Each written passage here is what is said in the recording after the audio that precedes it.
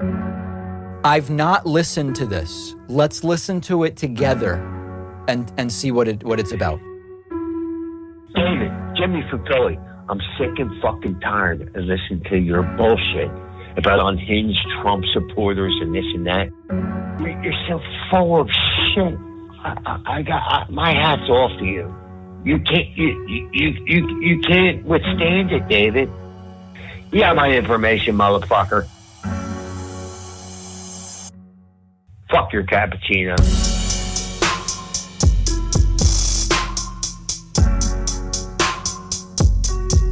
Fuck your cappuccino.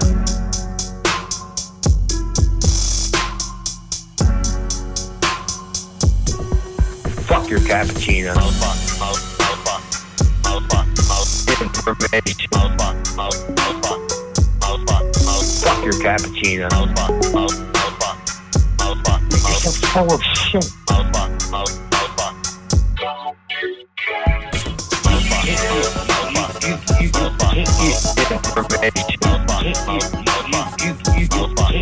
Fuck your cappuccino.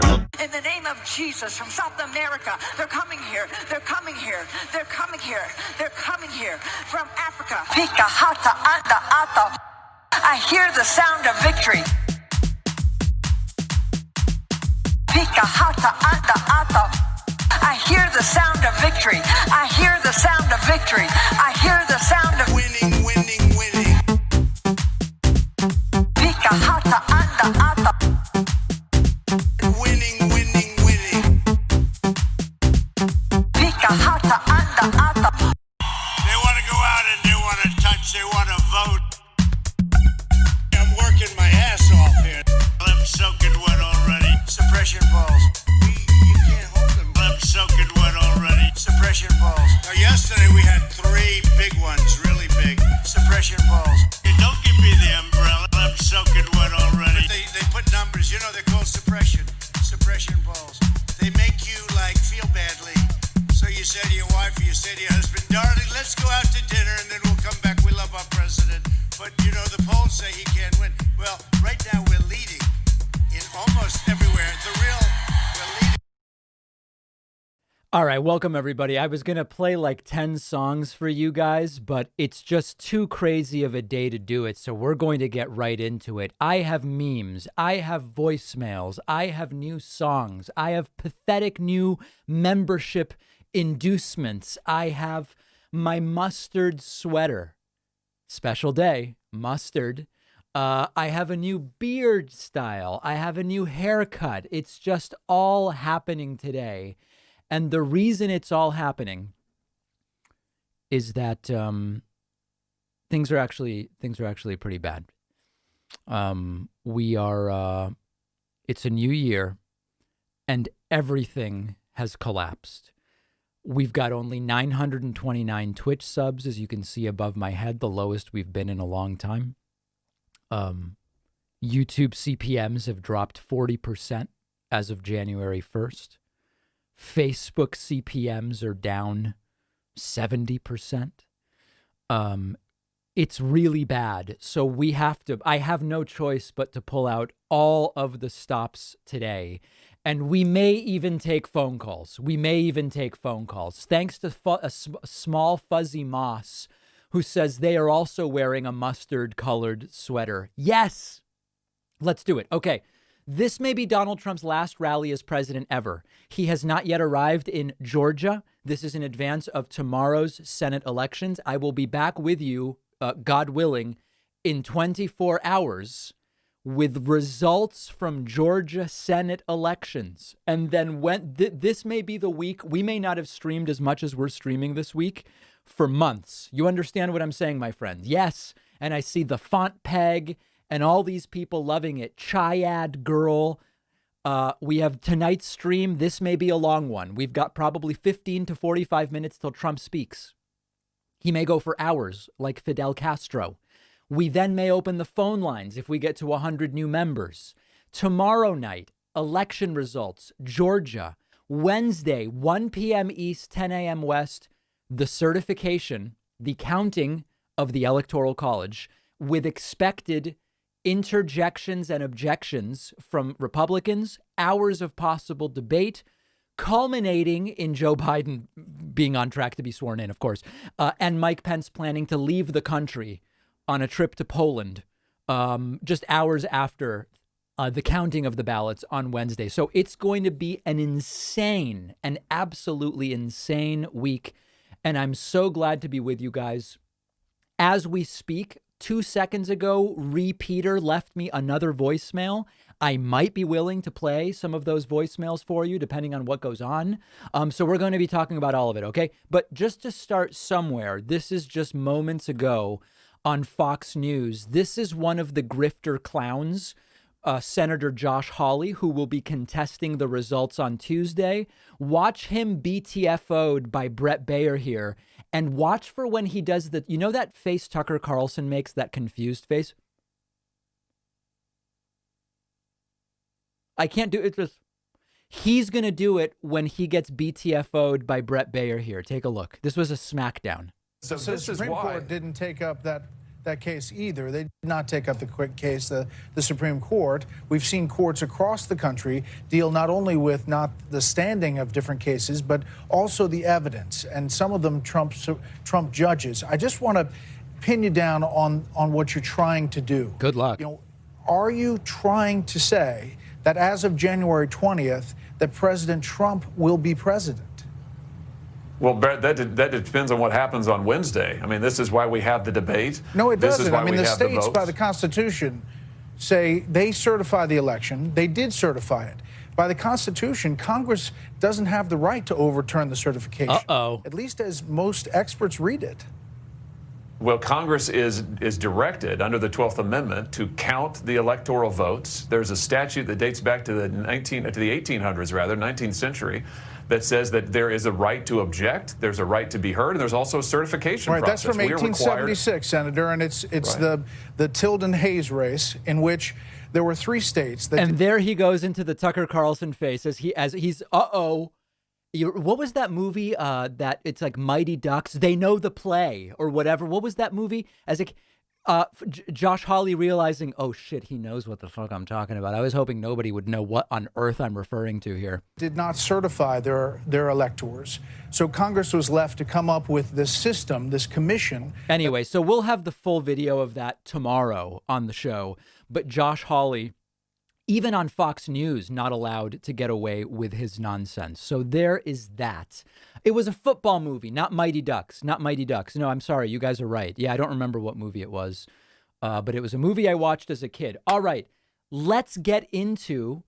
Oh, I don't even know what to do next. Do I do the repeater arc? Do I thank people? Do a few super chats? Dalton Haskins says via super chat, love the energy tonight. Emma says strong sweater game. I noted your sweater there is my favorite. Yeah, I'm looking at maybe sprucing up my clothes. Basically, what I do once okay, I'll thank people and then do repeater. Fair. What I typically do, my clothing, my winter clothing process is sometime around November, I'll order 6 sweaters and 6 button-down shirts, and that's my clothing for the winter. That's it. And then I'll find an equivalent number of things to donate because I'm not using them or it doesn't fit well. And usually the button downs are on the show, but I'm actually looking at it very strongly, actually. We're bringing in legal experts to advise whether they think it would be disadvantageous or prejudicial in some way. But we're looking at maybe including more sweaters on the show. Okay. What am I talking about anyway? Yeah, I have no idea. All right, let me do thank yous just to get us up to speed, and then we'll get to repeater. First of all, from the standpoint of Twitch, we've had 36 people grab subs, okay? So 36, and there it is, all right? Now, on the website, let me thank, oh boy, this is going to be crazy, Martin Fillion, Rodney Spurberg, Oliver Cornelius, Victor Hart, Melissa Salmonen, thanks Melissa, Christopher Bowling, Roger Rivera, Justin Vaughn, Andrew Duren is 9, Adam Dunane is 10, Alan Bakovitz is 11. Maud Raymond Brousseau, it's 12. It should count as 13 because the name's so long, but we'll call it 12. And then Anthony Ponce is number 13, putting us at 49. Guys, I have a feeling we may get those phone lines open today. I have a feeling we may do it. Okay, let me do the repeater arc just to get this out of the way. I have basically 3 things to play for you. Oh, guys, can we moderators, we have to ban an ASC2 phallus on Twitch. So moderators, please get that banned right away. Thank you very much. There it is. Very, very powerful ban. The ban hammer will be dropping. I consider the ban hammer as rewarding as getting a membership. So ban hammer has been dropped on a punctuation phallus. Yeah, it's too early for those. You're more likely to get away with that during the phone call segment. So here's the deal with Repeater. Repeater is a guy who just calls me over and over and over and over again, saying the same thing over and over again, okay? Repeater has left multiple voicemails while I've been streaming, okay? We also have a fake Repeater who called in pretending to be Repeater, which is really funny. And I have a Repeater song. So let me go in the right order. Let's start with the song, The Repeater. I have no name for this caller. We could workshop a name together. Okay, here we go. So this started almost at the stroke of midnight last night. All right, let's take a listen to the first one. This is a new caller. We've never had this one before. New caller alert. Is this David Pac-Man? I just want to inform you that... Is this David Pac-Man? Right. I just want to inform you that you are an idiot. Once again, I'm going to say it again now. Okay, so anyway, so here's the deal.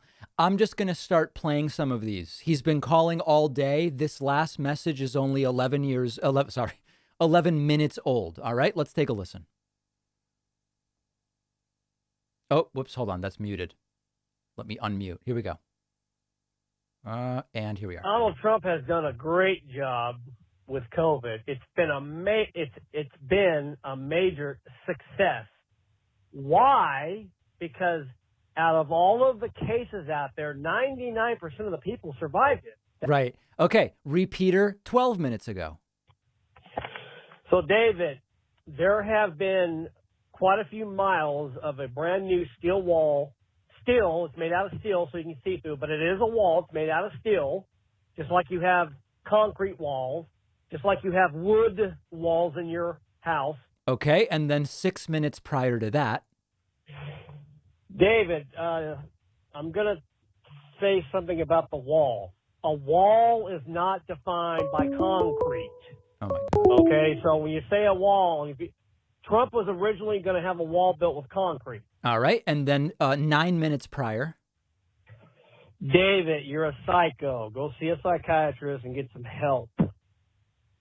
Like I said in your last little YouTube video that you made, you said so many things that's not true. You said that there's no wall built. There are many, many miles of... All right. 4 minutes before that. Well, David, here are some more layers of lies. Okay, so anyway, you guys get it. People keep calling the phone line, so I'm going to have to get off of it. But just to give you guys an idea, I received how many voicemails? Yeah, you're not going to get on with me. I see what people are calling the voicemail line right now, trying to get on. Okay, this person, Repeater, left. Oh my God, I just can't even do it. It's just so many. Okay, anyway, he left hundreds and hundreds of voicemails. So that's Repeater. And then just to close out the Repeater arc, here is fake. This is a caller now satirizing Repeater. Take a listen to this. Hi, David. I said it once, and I'll say it again. So why don't you take off them high heels, kick them off, corner of your studio there, wipe off that lipstick, and listen. 99% This is Repeater satirized. of people who get this virus survive. That means that at least 1% die. It could be anywhere from 2% to 3%. I've even heard reports on my backwoods news network that it can get up to 6%. But 99% of people survive. So why don't you get off them Dominion phone calling systems there and actually listen to what I have to say. 99% of people survive. Only about 6 to 7% die. Right. I love how it doesn't add up to 100. That is really good. Yeah, that's a fake repeater. That is just beautiful. Okay. So we got that out of the way. I just have so much to go over with you guys because we've been away for so long. Okay. And then so let's get to, hold on. What else? I want to keep everything straight. Oh. This is sort of belated, but I have a Producer Pat and Friends rendition. This is a song now, or a song, as some would say. It's a Christmas card. It's a musical Christmas card for you guys from Producer Pat. Is that something you would be interested in? Pat sings in this Christmas card. Oh, nobody wants it? All right, well, we can skip it. No, it's fine. Listen, don't let me push it on you if you don't want it.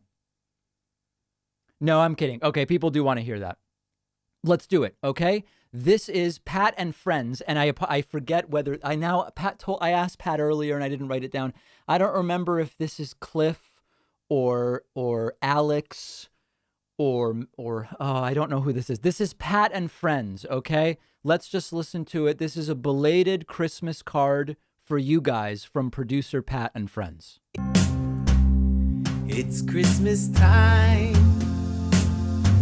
There's no need to be afraid. There you go. At Christmas time, we let in light and we banish shade. And in our world of plenty, we can spread us. People shocked that Pat's singing voice is higher. Yeah, I know. People very, very perplexed by that. Okay, let's keep going. Smile of joy.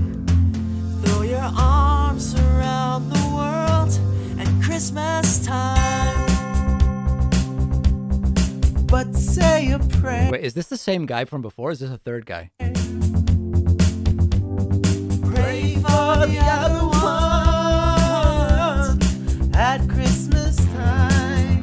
It's hard, but when you're having fun, there's a world outside your window. Beautiful. And it's a world of dread and fear, where the only water flowing is the bitter sting of tear. And the Christmas bells that ring there are the clanging chimes of doom. Well, tonight thank God it's there. All right. So anyway, that's the Producer Pat Christmas greeting. And it's very, very exciting, of course, as you can imagine. And I'm not familiar, being Jewish myself, I don't know anything about that song. I've never heard that before. But I'm told that that's not an original. That's a known song that Pat interpreted. I'm guessing that's not an original, right? I'm accurate in saying that. Very good. All right. I'm kidding. I know it's not an original song. Come on, guys. Very good. So we've got it. Excellent. So now we're standing by for Donald Trump here. We've passed the musical portion of the show. I still want to hear from folks via Super Chat. So let's look at some Super Chats. You know, John Lennon would have hated Trump. David says that is great satire. Jacob asks, do I think the new Trump call deserves impeachment? Of course. Of course. Without question. It's worse than Watergate. I wonder if Trump will have to hold daily rallies to make up for his Twitter account being suspended. Yeah. What is going to be his outlet? Thank you for helping me maintain sanity the last 4 years. So mentally exhausted from all this craziness. Watching you helps, though. I appreciate that. Jacob asking, could you repeat that? Going back to repeater, certainly. And Greta loves the sweater. Greta loves the sweater. Appreciate that. Thank you so much. Oh, Jay is saying that The War on Christmas was that song. Oh, no, that's a brutal attack. The war. Whoa, camera's going haywire. The War on Christmas was Pat doing a Christmas song. That's really harsh. That's mean. I thought it was good. I don't know. I thought it was very good. Big thank you to the 16 additional folks who have grabbed Twitch subs, which puts us at 65. We will confirm open phone lines if and when we get to 100 website members and Twitch subs. Let me do some other thank yous because people are just massively dumping memberships at joinpacman.com. I have a new coupon code to tell you about in a moment. Let me just say some thanks. I don't want to make anybody upset. Sean Prevo has signed up. Lydia D'Agosto, Paul Gangle, Kieran Lee, that's 4. David YTMND, all right, that's number 5. Lisa Craig is number 6. Tim White is number 7. Jacob Vio is number 8. Ian Huntington, number 9. And Karma Savage. Karma Savage is number 10, which puts us at 75. Beautiful number. Beautiful number. Okay, I have a few other things here. I don't know what is happening. There's a real problem with these cameras. Let's see what's happening on this other feed. All right, we'll get back to that. Let me get you, let's just look at a few other things that I've had waiting here. So we do have a completely raging pandemic, and it's a completely toxic and depressing situation. As I said before, I am expecting that we are going to hit the case peak somewhere between Jan 10 and Jan 15. Okay, meaning we're 1 to 2 weeks away from hitting the case peak. I believe that as we keep vaccinating, and as it starts to get warmer in parts of the country, I believe we are a couple of weeks maybe from the case peak. And I also believe we are about 4 to 5 weeks probably from the death peak. Okay? Tragic. Now, on the vaccination side, tomorrow on the broadcast show and the podcast, I'm going to do a deep dive on vaccination promises made and promises failed. Okay? And right now, the entire United States has dosed only 4.6 million people, and that is with a first dose only. Remember, you need 2. I think in these days, we're going to start seeing some people getting second doses, okay? So vaccination is not going well. It's been a major, major failure, and we'll have a deep dive. Remember, at one point, Donald Trump promised 100 million doses by the end of 2020. That quickly fell by the wayside. Trump promised 20 million vaccinated by the end of 2020. And I think we were about 2.8-ish million with a first dose only by the end of 2020. So an abject failure by any measurement. And then on the other side, everything Trump has taken credit for from the standpoint of vaccines has nothing to do with him. Trump says, thanks to him, we developed vaccines much faster than normal. No. mRNA vaccines, which are basically instructions to the cell to create certain proteins, okay? It's just a platform that's been under development for decades, and it takes less time. They did it faster in Europe. They did it faster. Turkish immigrants did it faster in Germany.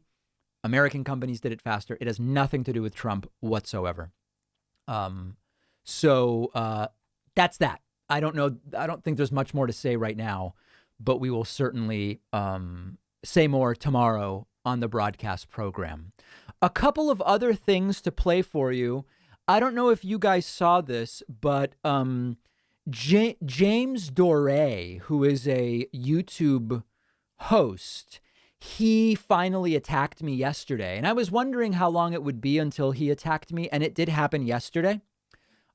He said, another clarifying moment for another fake progressive. This time it's David Pakman. And my only comment on this is that I went in, and as you can see here, I immediately liked his attack tweet on me.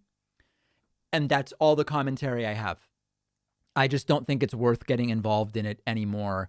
There's a very Trumpian aspect to sort of like, much like Trump, seizing on the insecurities and frustrations that people have, but then, kind of like just offering disastrous solutions or non-solutions. I don't want to get pulled into it. So James Doré attacked me, and I liked his attack. As you can see, there it is circled in green. And that's it. You know, that's it as far as I'm concerned. Here is video from earlier today. Hold on, let's make sure we're not missing anything here in Georgia. No, we're not. Okay. This is video from earlier today of a gentleman with a Stop the Steal hat being interviewed on Fox News. And this gentleman back here starts flashing the white power symbol. Now, I want to be really clear. I understand that the OK sign as a white power symbol started as it was just a troll. In 2017, there was a joke about the OK symbol sort of creates a W and a P for white power. It started as a complete joke. But by 2019, it started being used non-satirically by some. And in any case, Fox News here it takes kind of a while, but they cut away from the white power symbol and just put up a shot of the White House. And it's very obvious that they don't even know what the hell to do.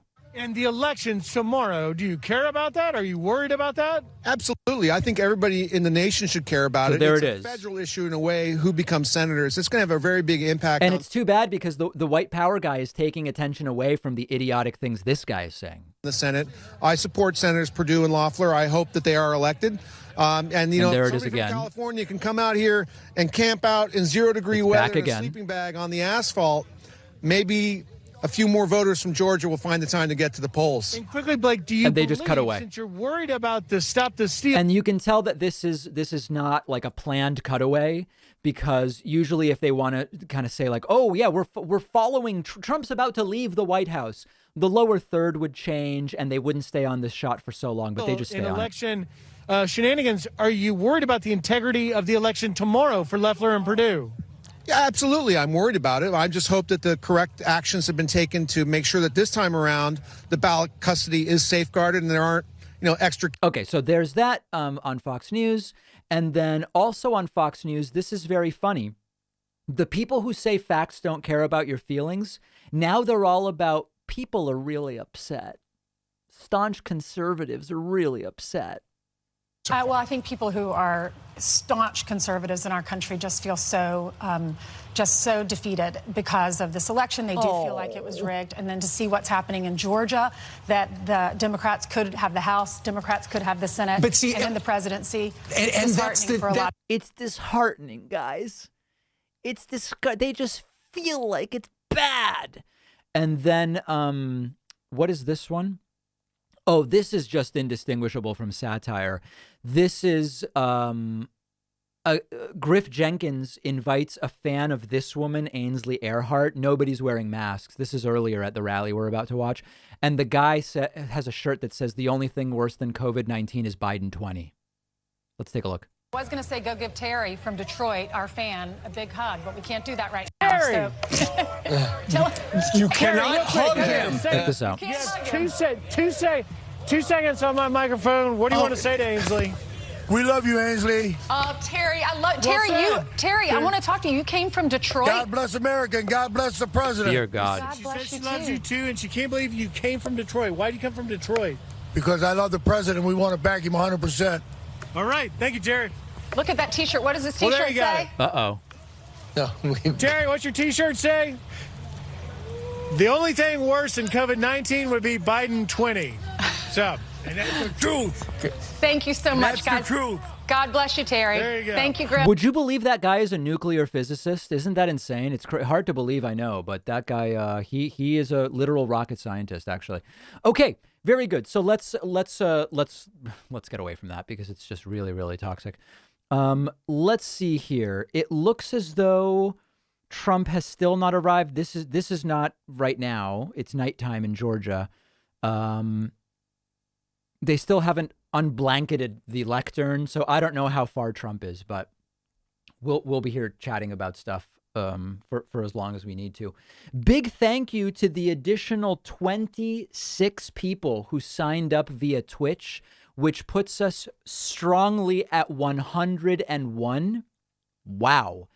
We're doing phone lines, okay? We're doing phone lines, but let's just go for 306, the number of electoral votes Joe Biden won. And let me now thank people who signed up at joinpacman.com real quick. Nick Boskin signed up. And Theodore Trigg signed up. Denise Ennis has signed up. Nancy Hall is a new member.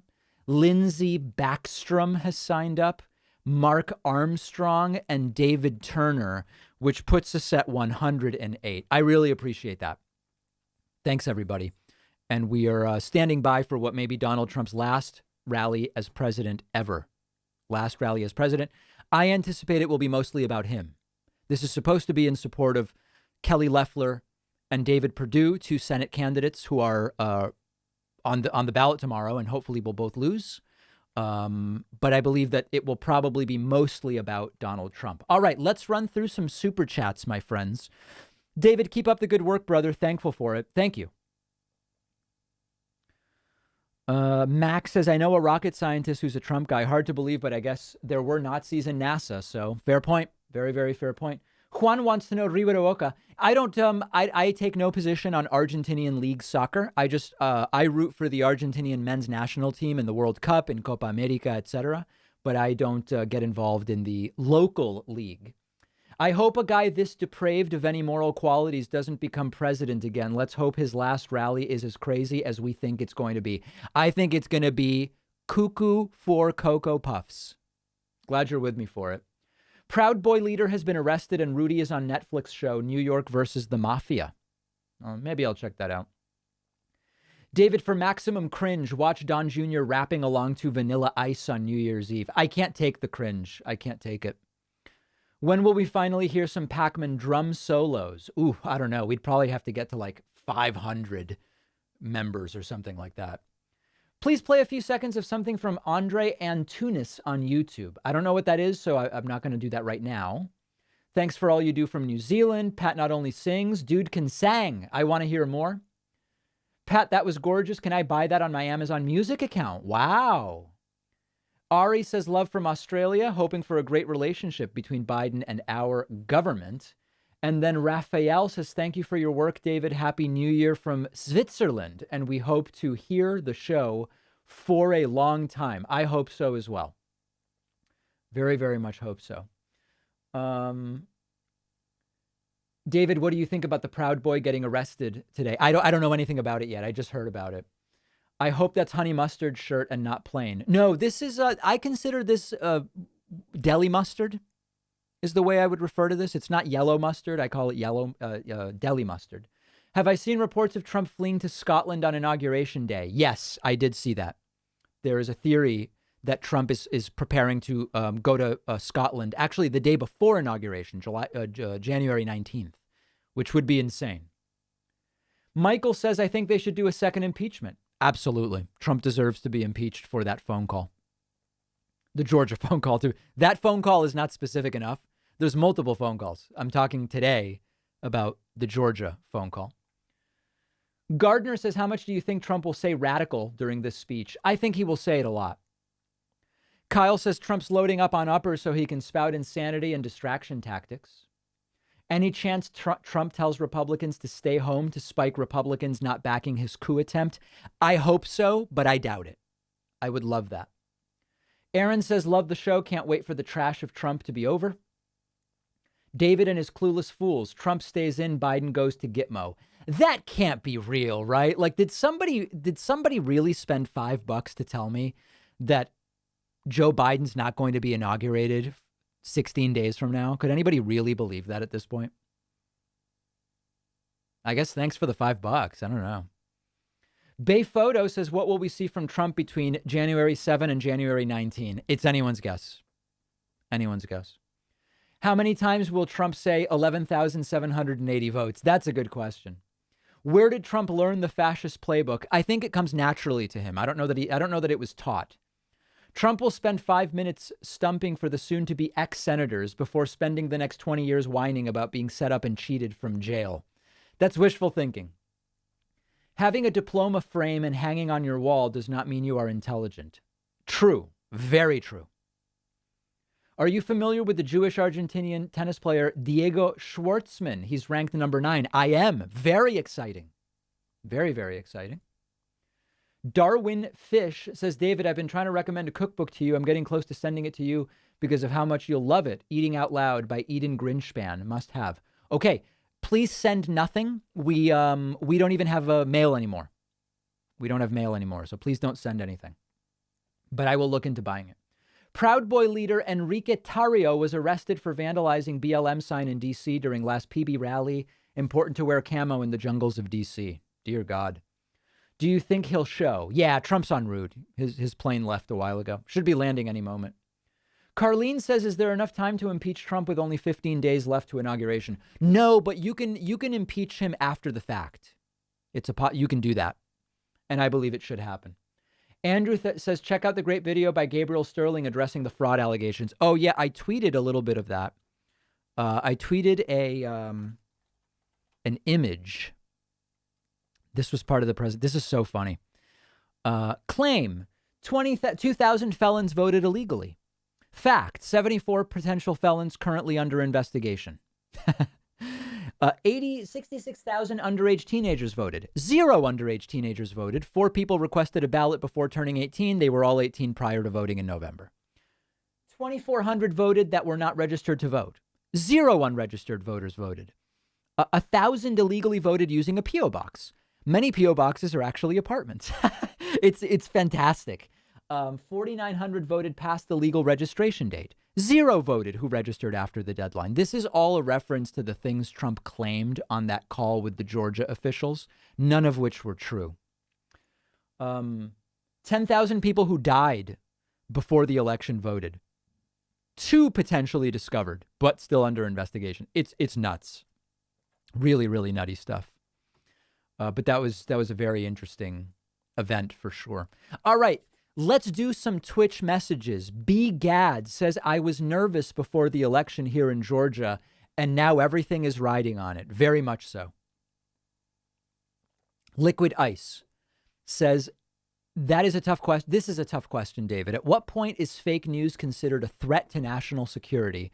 I'm not sure if I see a path to national stability without doing something to disarm fake news, but it is a slippery slope. It is, and it's a complicated issue.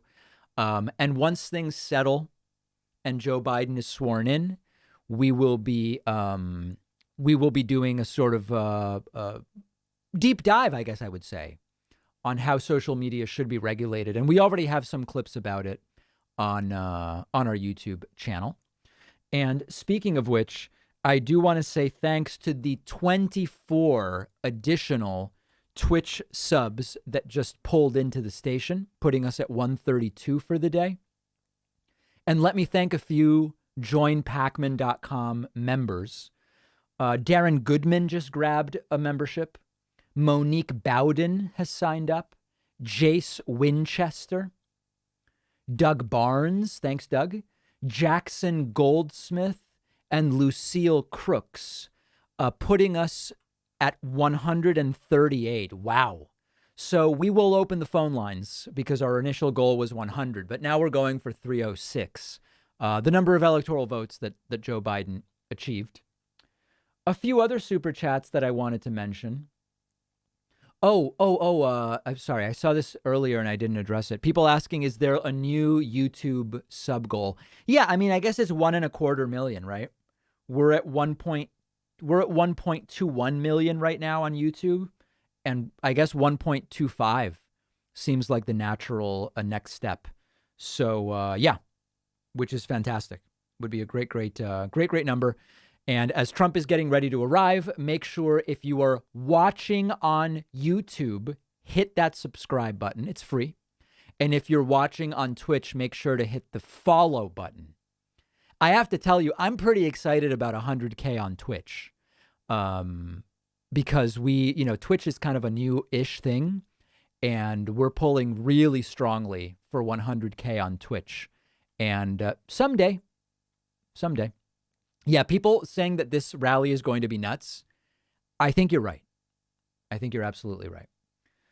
Okay, other super chats coming in. Trump drinking game. Every time he says rigged, stolen, or fake, you drink. Yeah, that I don't recommend that. That's going to lead to alcohol poisoning. Trump's posture defies the laws of physics. Yeah. I don't know if you guys have ever seen this. Trump posture. Yeah, this is really weird stuff. Hold on a second. There it is. Isn't that bizarre? I think part of what it is probably lifts inside the shoe. They do make, once we had an advertiser who sold shoes with an internal lift, so you can't tell it's a lift. And it does create a weird kind of like hinging at the hip. It's very strange, very strange. Trump also probably needs orthotics. You can see how his feet appear to be kind of out. That's not good. That's not good. He probably needs something there. Anyway, what are we even talking about? We're standing by for a Trump rally scheduled to start very, very soon. Super chats continue to fly in. My wife said that you make politics enjoyable. Thank you, Prior Guy, and thanks to Mrs. Prior Guy. I appreciate that. What did Don just get so coked up he went on an hour early? Oh, I don't know anything about that. David, what do you think the chances are Biden will pull a Nixon and resign early and get pardoned by Mike Pence? I assume you mean Trump and not Biden. I don't know. Okay. Hoping for Trump McSally enthusiasm. Let's go, David. Hurry up, Kelly. I have a lot of lies and narcissism to publicly parade around. Yeah, this is going to be a crazy rally. Other super chats. David, what do you think about Biden offering $2,000 if Democrats win tomorrow? I didn't see. What did he say? That if Democrats win tomorrow, that he would have the ability to do $2,000? I haven't seen that yet. I've been preparing for this event, so I'll have to look at it. I missed the logo on black already. It will take time to get used to the new blue intro on YouTube. Yeah, we are doing, so part of, we are basically launching the David Pakman Show 2.0. I just made that up. We used to have different logos and graphics on all of our different platforms. We have pulled it all together with the same look. And now we have a new logo. And let me see if I can find an example here just to show you guys. Hold on. Where is this? Yeah, check this out. This is the new David Pakman Show YouTube intro. And we're putting it all together. All right, check this out. I think it's nice. I think it's beautiful. It's simple. It's more typographic than sort of like graphical in nature. I absolutely love it. I absolutely love it. And so far the response has been pretty good. Okay, would another impeachment lead to a rejection or elimination of a possible 2024 run for Trump? No. I mean, if he was convicted, maybe. What's your estimate of the time he actually brings up the senators he's there to campaign for? He'll mention them right away, I think. But I don't think that, I think that today's speech will mostly be about Trump, not about the senators. That's just how Trump is. New haircut, looks sharp. Yes, new haircut and new beard style. Just trying a little something new. Just boredom. That's really it. But yeah, it's all happening. Spent Christmas in rural North Georgia. Was happy to see 90% of people in Walmart wearing masks and a few Ossoff Warnock signs. That is good news. Oh, I think this guy really is a Trumpist. Megaton info bomb dropping on Wednesday. You fools are clueless. All right, I'll be covering it live. Let's see. Is this rally going to be a bit predictable? Yes. Trump will mostly talk about himself. That's the prediction. That's the only thing I can think of. Okay. Let's see. I'm getting a few other... Oh, hold on a second. It looks like Repeater has continued calling in. Let me pull this up. Since we've been... Oh, no, I guess he hasn't. Hold on a second. Oh, my God. Now my phone is playing something weird. So I was trying to find it there. Let's see. Did I have any other voicemails? Oh, I guess I have a Troy York voicemail if people are interested. Yeah, I mean, I guess I'll play one. They've gotten really boring and predictable, but just because... All right, here's just have a Troy York voicemail real quick. Yes, David Pakman. As far as Joe Biden, his little speech, as Professor Charles Lipson would say at the University of Chicago, that Joe Biden can give those 50 million.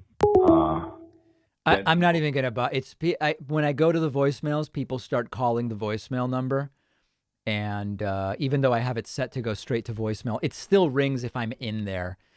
I can tell people are bored with Troy, so we don't even need to deal with it. It's fine actually. It's not a big deal. Okay. Bigfoot Tornado has Twitch subbed and says, thank you for the slices of sanity among the madness. I appreciate that. Thank you. And in fact, we just saw an additional 13 Twitch subs drop in, which puts us at 151. And then let me also add to that the people who signed up on my website: Kyle McGregor, Kara Martin, Joe Trask, Angela Robinson, Krista T, Douglas Collins, and Charlie Moon, which is 7, putting us at 158. Yeah, okay, I'll briefly mention the coupon code. We are launching a brand new coupon code for 2021. The code is BETTER21. The idea behind it is pretty self-explanatory. 2020 was a disaster globally. We are hoping for a better 21. Now, because, as you know, some of these discounts I offer are borderline illegal, I am no longer printing the percentage discount. See how it says coupon code BETTER21 for a massive discount, kind of like a massive membership dump? I've been advised by legal and accounting counsel. It's just safer. I don't want to make myself a target by advertising how big the discount is. So my ask to you is very soft sell. We primarily depend on people who get memberships. Why? Because YouTube revenue, Twitch revenue, Facebook revenue, they're very unpredictable. Example, January 1st, YouTube revenue dropped 40%. Why? Because advertisers tend to spend very little at the beginning of the year and a lot at the end. So the ads that were much more profitable in Q4, down 40%. I have no control. Sorry, I froze there. I have no control over that whatsoever. Similar thing on Facebook. Since Facebook's ad program is smaller, 70% down. So when you sign up on my website, we don't care about any of that stuff. It's a direct relationship, as I like to say. And on today's bonus show, producer Pat tells his story about maskless encounters in the Deep South. That's all I'm going to say. I don't want to say anything else. Maskless encounters in the Deep South on today's bonus show from producer Pat. Super, super exciting. Okay. I think Trump has landed or almost. Let's listen. Oh my God. Okay. So I think we're going to hear from Trump pretty soon. It did seem as though his plane landed. My Pillow guy is in his pitch now on Right Side Broadcasting. So that means we're probably going to be getting very, very close. Okay. Dennis O'Neill says, you stink. Thanks for the $5. Nayam and Dale says, do you think Biden will push a process to limit the POTUS pardoning power? Could that be a bipartisan effort? Why does POTUS have such power? I think it would be very difficult to limit pardon power in any real way. I think it would be very, very difficult. David, can you do a segment on the mass evictions happening in Wisconsin and the rest of the country? Yes, I will. It looks like they are bringing the presidential seal up, which suggests we're probably getting pretty close to Trump. Yeah. During Biden's speech today, he said he will send out 2,000 immediately if Democrats win Georgia tomorrow. Oh, yeah, I'd need to know more about it. I don't know what legal mechanism he's planning on using. Infobomb is just the senators doing dumb stuff they already said they were doing and have no ability to affect on the votes. No ability to have effect on the votes. Yes, I agree with you. Nothing's going to happen. I don't know what people think is going to happen on Wednesday. Nothing's going to happen on Wednesday. Reminder, if you have, this is an important service announcement. Reminder, if you have Amazon Prime, you have a free subscription on Twitch, even if you don't use Twitch. If it's going, spare this guy. If it's going, spare this guy. I don't know what that means, but it is true that if you have an Amazon Prime subscription, you can subscribe to me for free on Twitch Prime, and you're just taking money from Jeff Bezos and redirecting it to the show. All right? That's all I know about it. Please have the Eggman on as a guest. I would be interested in that. I would be interested. David has gotten so big, Trump is intentionally starting late because he heard David was streaming and wanted to force David to stretch out of spite. Sad. That may be true. That may be true, yeah. Which is crazy. The Trump last rally for Kelly Leftover and the chicken Perdue. Exactly. I wonder why the podium is covered in such a strange way. Remember, this is the lectern. The podium is this thing that everybody, that they stand on. This is the lectern. Very important. And this is the teleprompter, which, of course, Joe Biden and Barack Obama and Hillary Clinton are terrible people for using. That's Trump's teleprompter, if you were wondering. All right. I believe we are getting very, very close here to the Trump rally, arguably his last rally as president. David missed my chat. All right, let me look for it. My girlfriend and I are watching, and we both love the hairstyle. Keep being sexy, Mr. Eggplant. Oh, my God. That is edgy. That is edgy. Wow, aggressive. David, that color looks great on you. Thank you. I appreciate that. Okay. It now is very clear that Donald Trump's plane has landed or is about to land. Photographers are getting into position. And this is going to be bonkers. Let's listen a little bit.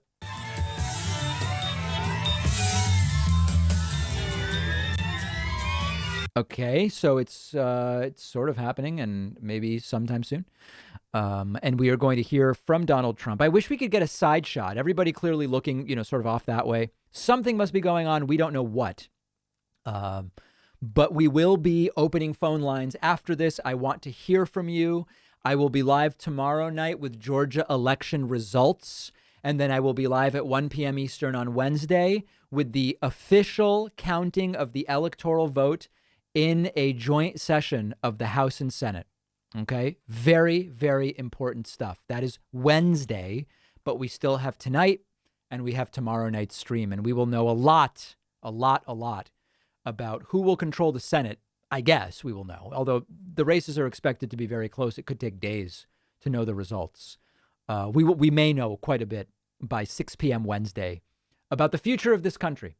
David Lee says I missed his super chat. Let's see. David Lee, think Democrats are going to win this one. They will turn out in force to try and give Biden a government he can work with, and Republicans probably will stay away to punish the Republicans for deserting Trump. All right. Thank you for the input. Let's see. I guess the plane still hasn't landed, but it is about to land. Donald Trump arriving for what will be his, I believe, last rally as president of the United States. Big thank you. We just got out of nowhere 49 more Twitch subs, which puts us at 207. And then I also have website members to thank. Royce Nord has just signed up at joinpacman.com. Mason Pramod, Linda McKee, Amanda Farrar, Leonard Mitchell, Matt Bidart, Ariana Avina, Loretta Nelms Reyes, Stephen Storm. Oh, it's the chopper. And Rubina Nayan. That is an additional 8, putting us at 215. Thank you so much. Thank you so much. I really do appreciate that. And you know what? We're counting Patreon today. I'm feeling crazy about it. Glenn Condren just pledged at patreon.com/David Pakman Show. We're going to count it. It's a +1. We are absolutely counting that. I appreciate that. Trump's last rally as president, but his first rally as dictator, says Dead Marine. Is the flag to the left stained on one of the long white stripes? Sad. I didn't see it. We'll have to wait until they put it back up. David, can you please do a segment on climate change is not a cost. It's a profitable investment called renewable energy. Thanks. Invest in humans. I will look into that. Atheist, someone that has no invisible means of support. That's an interesting definition. Have I considered that the repeater is actually Trump himself? Their vocabulary is shockingly similar. Fair point. This is the smallest Trump rally I've seen in a very long time. It seems similar to the ones that he was doing before the election. No, I don't know that it's particularly small. If they do not certify on the 6th and take more than 10 days, will Pelosi be sworn in as president? Yes, maybe, but it's not going to happen. It's just not going to happen. And thanks to Telltale for the super chat. Love the show, David. Very much appreciate that. Okay. How are things looking? People are pointing out that there's no masks here. I haven't been looking. Are people wearing masks? I thought that from what I read, this was a mask required event. Did anybody see if there were masks? I wasn't even paying attention. Oh, everybody's saying very few. Very few or none. I don't know what we're looking at right now, but we'll have to see. There were some people with masks. There are no masks. 1 in 20, not a single one. All right, well, seems like people are not exactly in agreement. If you're just joining us, please do not adjust your screen. We are just waiting. Donald Trump has landed in a helicopter and will be speaking momentarily, okay? We have 72 hours of streams coming up for you like you would not believe. These may be the busiest 72 hours of streams we've ever had on our channel, all right? So what you can do to be notified when we go live tomorrow with the Georgia election results and when we go live on Wednesday with the counting of the electoral ballot is if you're watching on YouTube, just hit subscribe. It's free. You're not going to get spam emails. I don't get any information about you. I'm not able to do anything other than YouTube is more likely to suggest my videos to you. And when we go live, it'll show up prominently in your YouTube app or homepage. All right. So there's 30,000 beautiful people watching on YouTube. This is a perfect time to hit that subscribe button. Twitch. Guys, I'm not even going to make an ask on Twitch. People on Twitch know what to do. I don't even need to ask. You know what to do on Twitch. All right. Very, very exciting stuff. And hi to people watching on Facebook as well. I don't want to ignore the 2,000 people watching on Facebook. So we are getting very close to a rally here. I don't know who any of these people are. Anybody recognize some of these people? A lot of photographers and just a lot of nonsense going on. And here's a vehicle, I guess a motorcade. So I guess Trump got a ride via helicopter. And then now, what are they listening to? Ever. They want total control. That's David Perdue, right? Jobs and our economy with higher taxes and more regulations. They want to allow illegal immigrants to vote. Wow, really exciting. Explosive delivery. It just really inspires. Okay. Russell says, I love you, Arha. I guess that must be your significant other. I want a TV that big in my house. Happy New Year, David. $2 for tacos. Are you out of the country to avoid what might come? Absolutely. Looks like a COVID breeding ground to me. This Trump rally is such a total clown show. He lost. I'm going to quote from the movie Joker. You get what you deserve. I want to hear Repeater's girlfriend. I know that the elections for South Carolina are over, but do you think you can investigate how many ballots Graham had thrown out? Because I think Harrison actually won. It's not, there's no real way I can investigate that. Unfortunate. Tim says, you are the only reason I'm watching this rally. Whatever you do, don't shut up during it. Your voice is more palatable than his. Well, we're going to listen to Trump. We're going to listen to him. This is his last rally, after all, as president, I believe. So who are these people? Does anybody know who these people are? Okay, I just don't know. It's weird. Oh, Perdue is quarantined, right? Perdue can't be here because he's quarantined. That's still going on, right? I believe that's true. Okay, we're getting very, very close. Very, very close. Let me get a final update. We just had an additional 44 people sign up via Twitch sub, putting us at 260. I didn't think we were going to make it to 306, but we actually might. Big thank you to Shanika Giscombe for signing up at joinpacman.com. Zach Retzer has signed up on my website. John Sittler has signed up. And then Firebird has pledged via Patreon, putting us at 264. An unbelievable number. An unbelievable number. And it could, oh my God, did 10 more just come in one In 1 second, 10 more people signed up. Hold on. Christopher Kruer, Jared Mascuti, Elia Dinkle, Roy Gatt, Tamara Bowling, Giorgio Di Paolo, and Robin Weiss. Wow. That happened very quickly. I don't even understand. I don't know that our website can even keep up with what's taking place right now.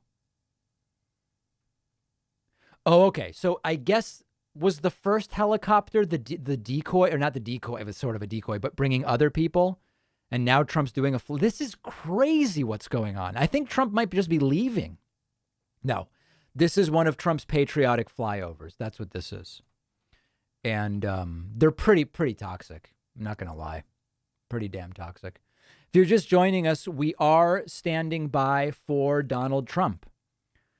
More helicopters are showing up, and the rally scheduled to start now. Looks like they do have school buses waiting so that they're not going to leave people out in the cold as they've done before after these events. Don't know how cold it is there. There is another helicopter coming in. Multiple helicopters coming in. All right. The camera work leaves a little something to be desired. Not going to lie. Here's another helicopter coming in. And we will soon be hearing from Donald Trump. Okay, other super chats coming in. Let me see what we've got here. Hold on. Where did I leave off? I don't want to. I'm trying not to miss people. David, look at all those unmasked germ spreaders. Thoughts and laughs on Jovan Hutton Pulitzer's testimony on Georgia voter fraud. I didn't see it. I don't know what it is. I can't even keep up. David, the lens is doing magic. People look teeny behind stage during setup. They're not that bunched up and it's not a huge crowd. Fair. Okay. I think Trump will spend the next 4 years condemning the Republican Party, splitting them in two. I'm hoping it'll result in their end. That's a dream scenario for the left. Yeah. South Dakota here, come take our governor. Yeah, you guys have a doozy. You guys have a beauty, as Trump would say. Hunter sends $2 for drinks. Derek says they even made the lectern remove its mask. Sad. Was hoping for a Clint Eastwood talking to a chair moment. Edwin says, I'm a bit surprised he's not landing his chopper right beside the pulpit and scream. That would be even more Trump-like. Oh, you know what I want to do? I saw two people in chat ask me about what books I've been reading lately. I'll tell you. Let me give you a couple recommendations. I know some people in the audience are like, reading? What are you talking about, David? I read a lot, so let me give you some recommendations. I recently read this book right here, The Silent Patient by Alex Michaelides. Very quick read. It is bestseller type stuff. Actually, instant New York Times bestseller. Yeah. It's a very quick read. Very enjoyable. Really, it's just it's a quick, nice novel to just read. Very, very exciting stuff. I recommend it. I'm also, hold on, Kim Stanley Robinson. I just got this book delivered. Kim Stanley Robinson's The Ministry for the Future. Excellent reviews. Elliot Pepper, who's an author I like, highly recommended this to me. And, one of Barack Obama's favorite books of 2020. Oh, I think it was on Obama's list. I look forward to reading this. I'm also in the middle of The Three Californias. This is a trilogy. These were 3 books written by Kim Stanley Robinson. Wow, people are going to bail because I'm talking about books, but I'm going to do it. He wrote these 3 novels, all taking place in California. They're all different. In the early 80s, late 80s, and 1990. I've read the first 2, starting the 3rd one. And then I also read the first book of the Mars trilogy by Kim Stanley Robinson. Really, really good stuff. And then for nonfiction, I recently read this book, The Hot Zone by Richard Preston, about the history of Ebola. Ebola is what's called a filovirus. Philo referring to sort of like string because they look like string. Marburg, Ebola Zaire, and Ebola, I believe it's Sudan, are the 3 sort of initial strains. And then in the book, there's the sort of discovery of I believe it's the Reston strain of Ebola. Really, really good. Really, maybe not the best thing to read during a pandemic, but I can't recommend the book, the book more highly. And yes, I read books, guys. I'm sorry. I lost. How sad is it? I lost 1,500 viewers during the time I talked about books. I lost 1,500 on YouTube, but I gained 300 on Twitch while talking about books. Don't know what that tells us. Don't know what that tells us. All right. It is finally time, as another helicopter pulls up, for us to hear from Donald Trump. This could go for hours. This could be Fidel Castro-like. So we should be ready for something really nuts. Really, really, really nuts. Big thank you to the 21 folks who just grabbed Twitch subs, putting us at 292. We may be at 306. We actually may be at 306. On joinpacman.com, Robert Suko signed up. Robert Stallings signed up. Ben Weinberg signed up. Joseph Remby signed up. Catherine Brandis is a new member. That's 5. Jason Hamburg is number 6. Gilbert Daniel, number 7. Tracy Euler, number 8. Michael Cowdell is number 9. Linda Collier is number 10, putting us at 302. And with an insanely generous gift of 20 subscriptions on Twitch by ODWDINC, we are now at, hold on a second, what is happening? 302. We are at 332 subs and memberships during this stream. I can't believe it. We've only been live an hour. 332. It is stunning. Stunning. And many people excited, I guess, to see off Donald Trump. His last rally, the Marines opening the doors to Trump's thing. And we are going to hear from Donald Trump very, very soon. Nerdarchy says, have you had Yang on yet? You know, I had Yang on before anybody else. We had him on 2 or 3 times. He doesn't respond to our emails anymore. It's sad. I think Andrew Yang, I mean, I'm not really kidding when I say this. I think Andrew Yang has gotten too big for the David Pakman show. There's Prump. We don't hear back from him. He's too famous now to do the show. I would love it if he came back on. Oof, I'm seeing use of the word gunt. Oh, God, that's very, very aggressive. Very, very aggressive. Let's listen.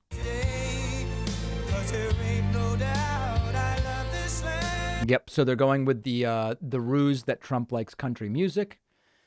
Trump needs to read Viktor Frankl, Man's Search for Meaning. Excellent book. Velma, beautiful, beautiful suggestion. Absolutely beautiful suggestion. Ministry for the Future is the most important book of the year. And I spam comments about it. The most important parts can't be discussed on YouTube. I'm telling you, I have not been looking forward to reading a book this much for a while. Ministry of the Future by Kim Stanley Robinson.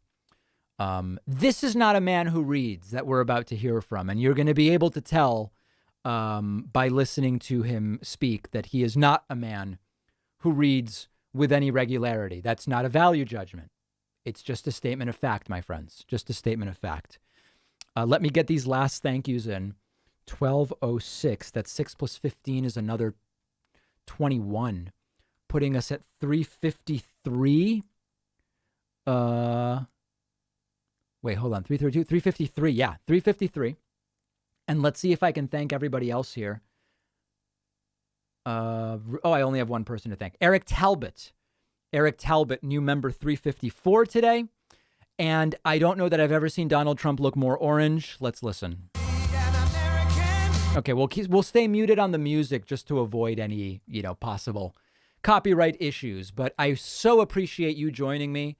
I am going to be live tomorrow night with Georgia election results. Finally, we will get half a step closer to knowing who will control the Senate tomorrow. Really bad. I mean, listen, I don't know much about makeup, but I know you're supposed to blend it a little more than that. Holy shit. Tomorrow night, Georgia election results. Wednesday, we will be live with the official electoral vote count. So please make sure you are subscribed on YouTube and following on Twitch, because I do want to see you here tomorrow night and then again on Wednesday. Trump's hands are completely different. Trump's hands look like they belong to a different person.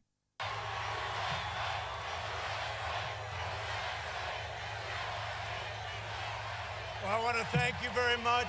Hello, Georgia. By the way, thanks, Christine. there's no way we lost Georgia. There's no way. Yes! It was a rigged election. It's starting already. We're still fighting it, and you'll see what's going to happen. We'll talk about it, and I just want to thank you. This is some crowd. You know, Biden We're going to need was here volume. today also. They had 14 people in 3 cars. No, there was no way. And I just want to thank you. Oh, we're gonna miss this when it's over, my I won friends. both of them. It's amazing.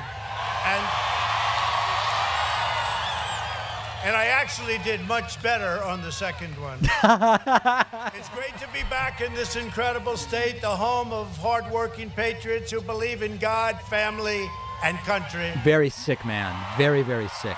Tomorrow, each of you is going to vote in one of the most important runoff elections in the history of our country. So he is saying vote. Okay. Runoff, one of the most important elections, really. It's really not runoff, it's elections, because it's a biggie. Our country is depending on you. The whole world is watching the people of Georgia tomorrow. And you got to swamp them because everything's so crooked around. I mean, not here. They were saying, oh, he's complaining about Georgia. No, I'm complaining about 8 different I should be wearing a heart rate monitor during this on screen so you can see what's happening. You're going to get everyone you know. You're going to show up at the polls in record numbers. You got to swamp them. And together we're going to defeat the Democrat extremists and deliver a thundering victory to David Perdue. And where's David? David. We love our David. I know he's in quarantine. So well. He's respected and loved by everyone. It's too much. Someone that has really been a star in Washington, Kelly Loeffler. Where is Kelly? She's gone. Where is our Kelly? What a job you've done. Thank you. And we'll tell you about Kelly.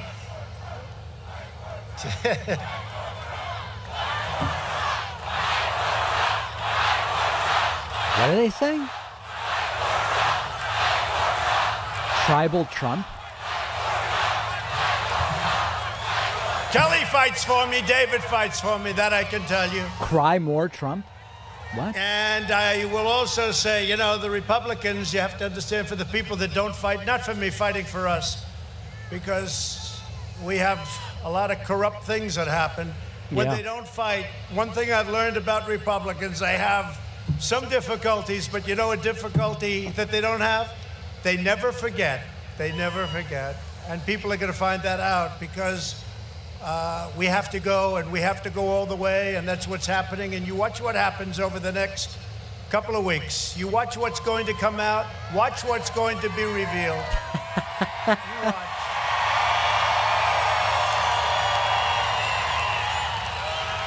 And I have to tell you that the stakes in this election could not be higher. True. You vote tomorrow. You want to go out tomorrow. People want to go out. They don't want to do the ballot thing. They don't want to do it unless it's the other side, in which case they just print them out. They don't want to do it. They want to go and vote. And make sure your vote is counted. Make sure they don't let you say, I'm sorry, somebody else has already voted for you. Your vote tomorrow will decide which party controls the United States Senate. The radical Democrats are trying to capture Georgia's Senate seats so they can wield unchecked, unrestrained, absolute power over every aspect of your lives. Who even believes this crap? If the liberal Democrats take the Senate and the White House, and they're not taking this White House, we're going to fight like hell, I'll tell you right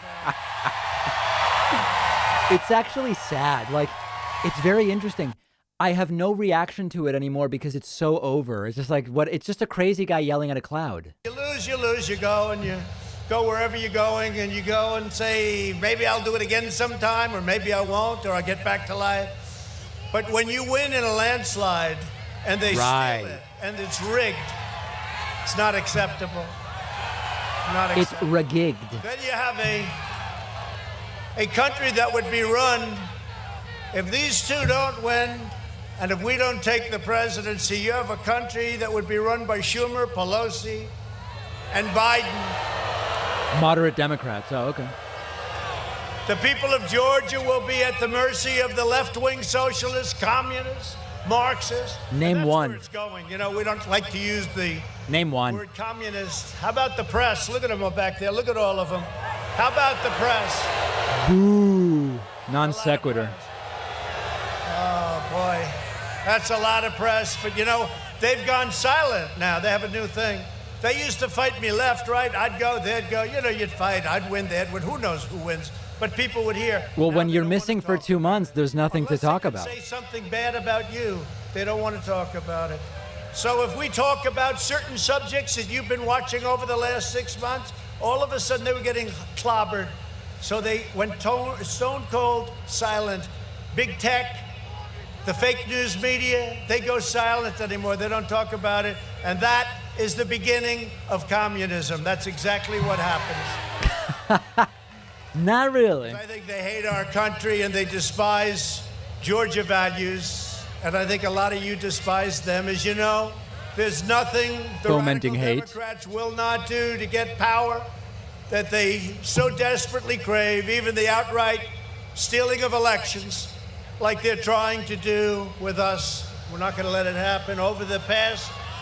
And I hope Mike Pence comes through for us. I have Oh my God. Pence can't do anything. Our great vice president comes through for us. He's a Pence's role is merely symbolic on Wednesday. through. I won't like him quite as much. Wow. No, Mike is a great guy. He's a wonderful man and a smart man and a man that I like a lot. But he's going to have a lot to say about it. And you know one thing with him, you're going to get straight shots. He's going to call it straight. Over the past few weeks, we've demonstrated that we won the election in a landslide. Almost 75 million people voted for me. But how many voted for Biden? The most of any incumbent president in the history of our country. This is a mind virus, guys.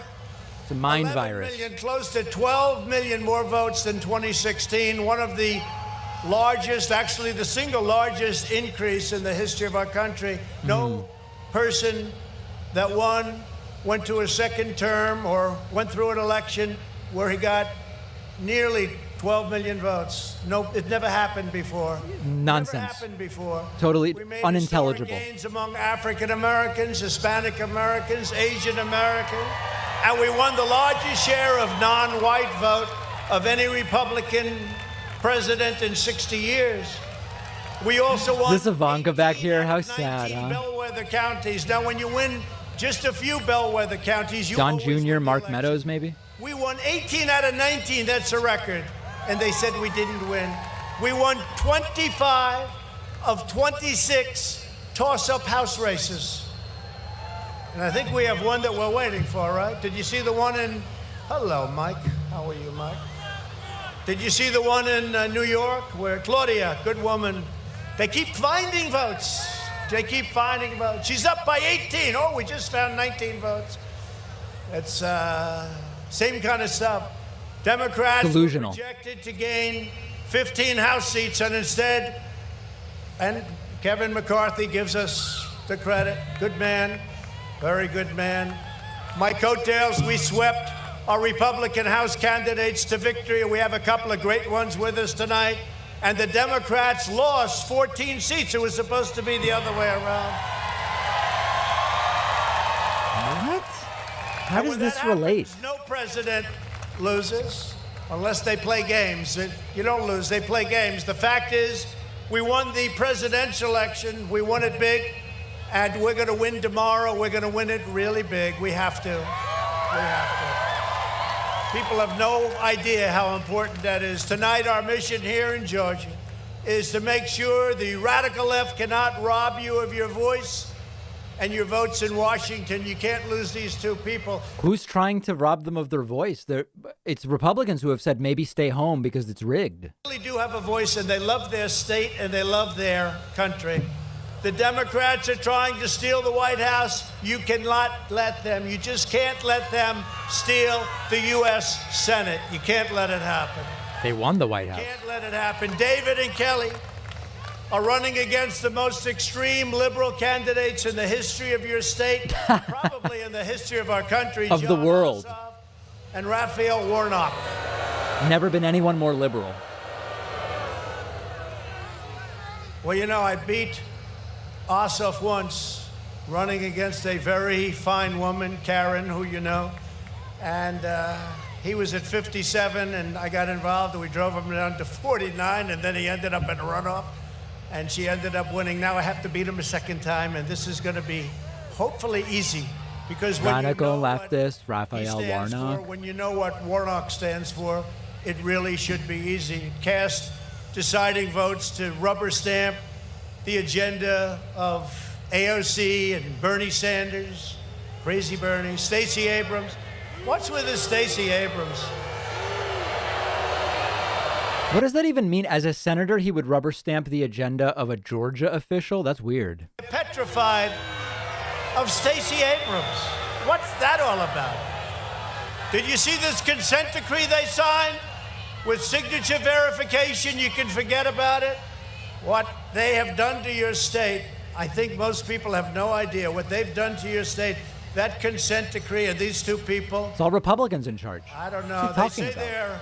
They say they're Republicans. I really don't think they are. They can't be. Oh, no true Scotsman. Like if we want to have a special session, because your legislature's excellent, they want to have why wouldn't they let us have a special session? If they want to check signatures in Fulton County. Signatures. You think the crowd knows about a special session or cares about it? First, and then we'll do Fulton. They do Cobb, then they never get to Fulton. Why wouldn't they do that? Why wouldn't they do that? That's a positive thing. Anyway, the Democrats want to turn America. I'll be here in about a year. America. Trump's coming out very positive from the standpoint of negative.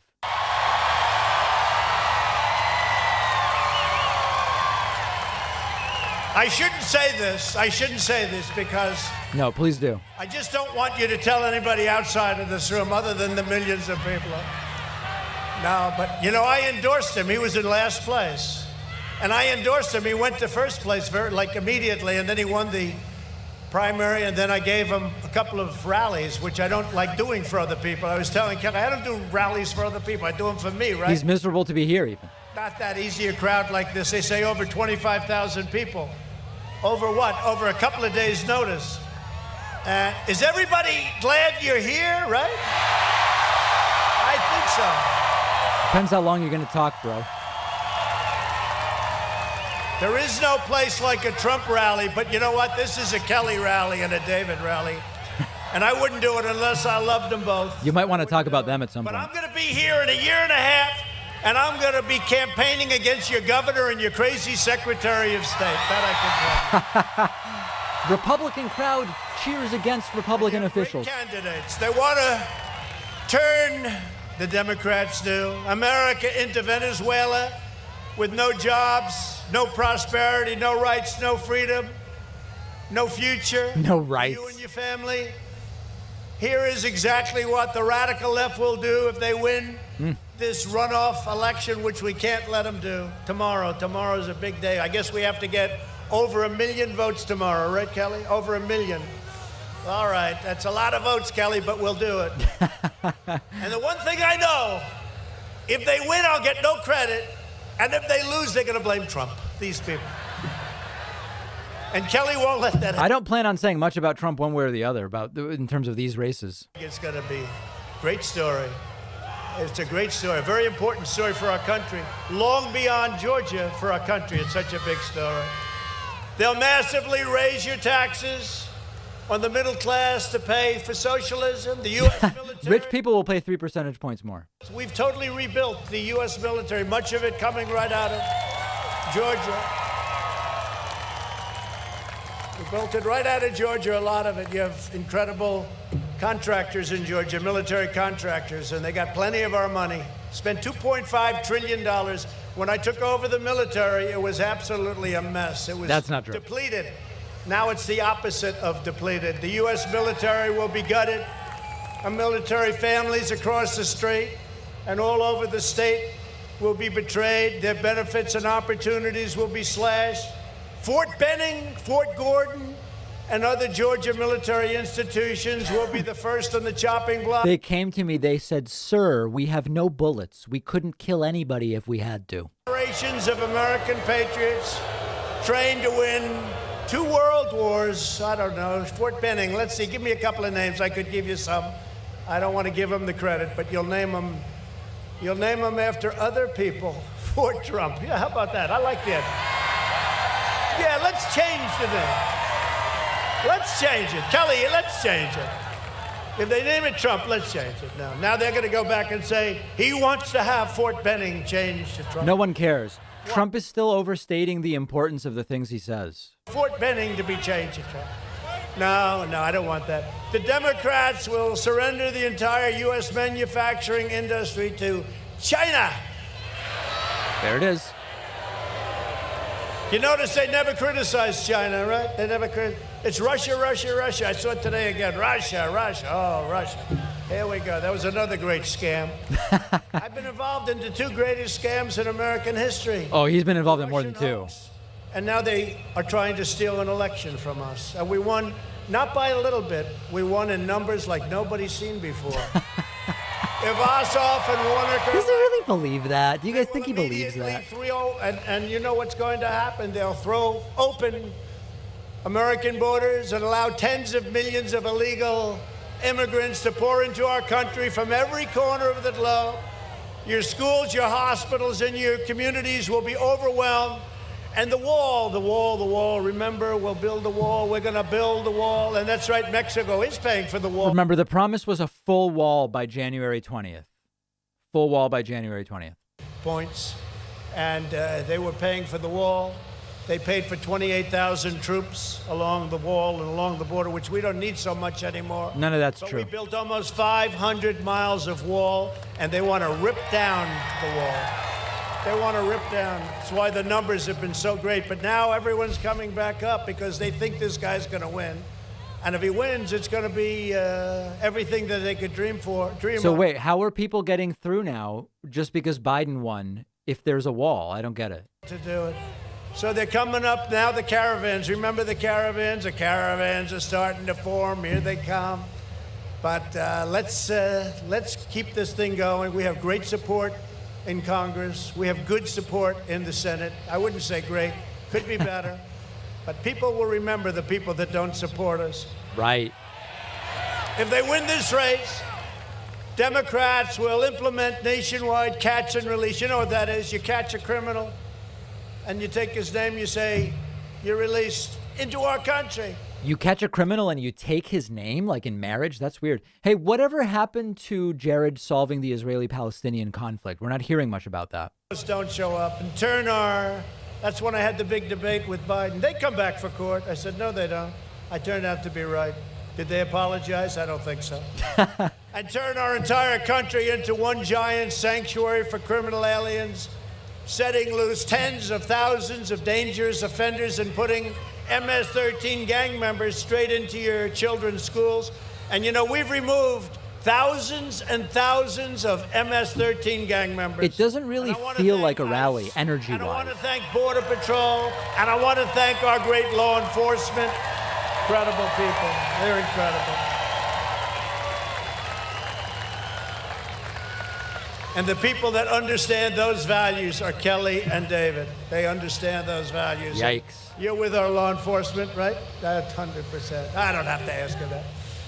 They'll allow heroin, cocaine, fentanyl, and other deadly drugs to flood across our borders again. No, they won't. And poison our youth. That's They'll so take dumb. away your health care. They'll eliminate private insurance. We have 180 million people that love their private insurance. You can forget about it.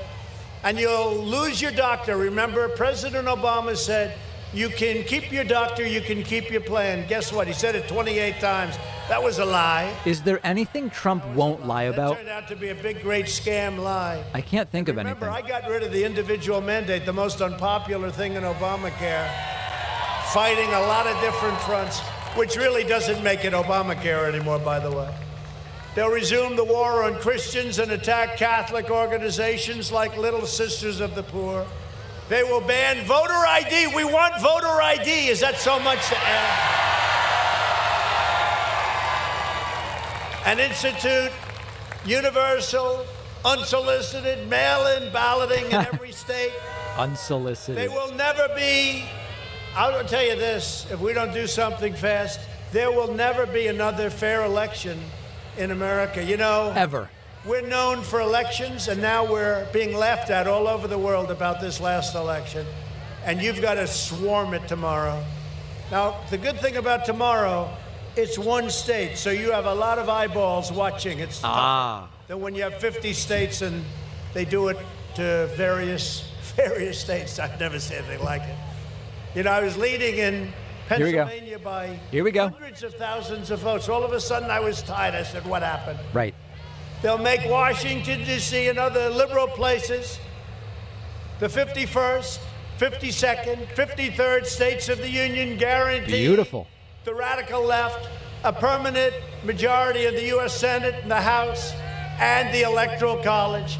It will make it really a one-party country, and the party will be the wrong party. They will pack the Supreme Court with crazed extremists. Right, unlike Trump. Happy with the Supreme Court. They are not stepping up to the plate. They're not stepping up. You mean stealing the election for you? How about that? That's radical. We don't have, look at the Supreme Court. President of the United States, I want to file suit. I want to do, and they say, sir, you really can't do that. Why? Sir. So they have legal reasons, complex legal reasons. Yeah. It's wrong.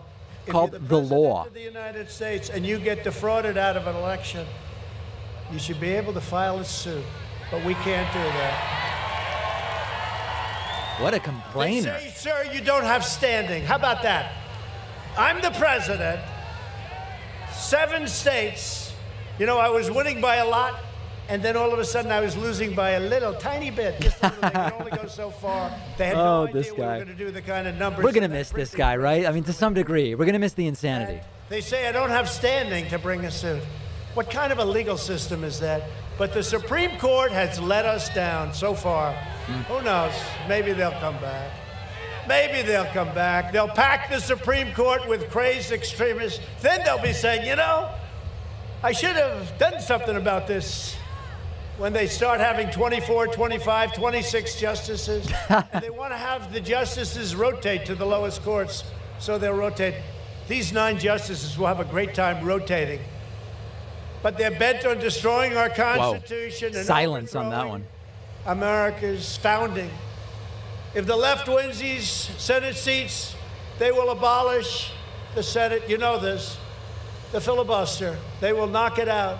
Well, I've been saying, to be honest with you, for a long time, they're going to do that. At some point, they're going to do that. And why don't we do it first? I said it.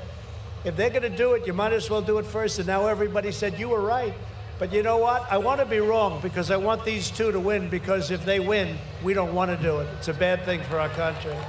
If Trump's right, I don't want to be But that wrong. would give them the power to ram through every diluted piece of left-wing legislation that they've ever wanted, that they've ever dreamt of. The crowd being completely silent is actually funny. Second Amendment will be gone.